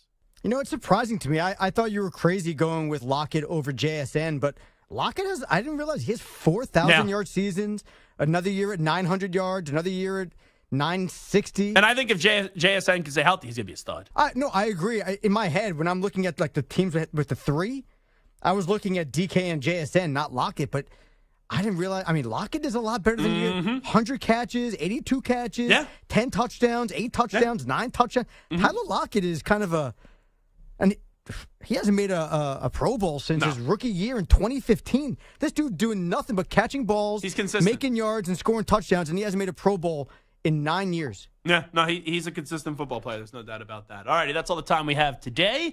Big thanks to Michael Penix Jr. for stopping by earlier. If you missed any of that conversation, use the rewind function on the Odyssey app, the free Odyssey app. And the interview is at 3:15. You could also check my Twitter and Instagram. We will have that interview out there in addition to our YouTube page, the Infinity Sports Network YouTube page, where we already have the interview up. Big thanks to Stu. Big thanks to Samter. Big thanks to each and every one of you for tuning in and consuming the show, however it may be, across all of our great local Infinity Sports Network affiliates, Sirius XM Channel 158, the free Odyssey app, and, of course, on YouTube. I am off to the world's most famous arena, Madison Square Garden, where I'm sure I'll have a lot of social media content tonight with Marash I'm going to the game with. Let's go, Rangers. Screw the Panthers. Sorry, Vinny Viola, but I got to roll with my boys. Talk to you manana, everybody, on a Friday. We out. Bye-bye. Peace.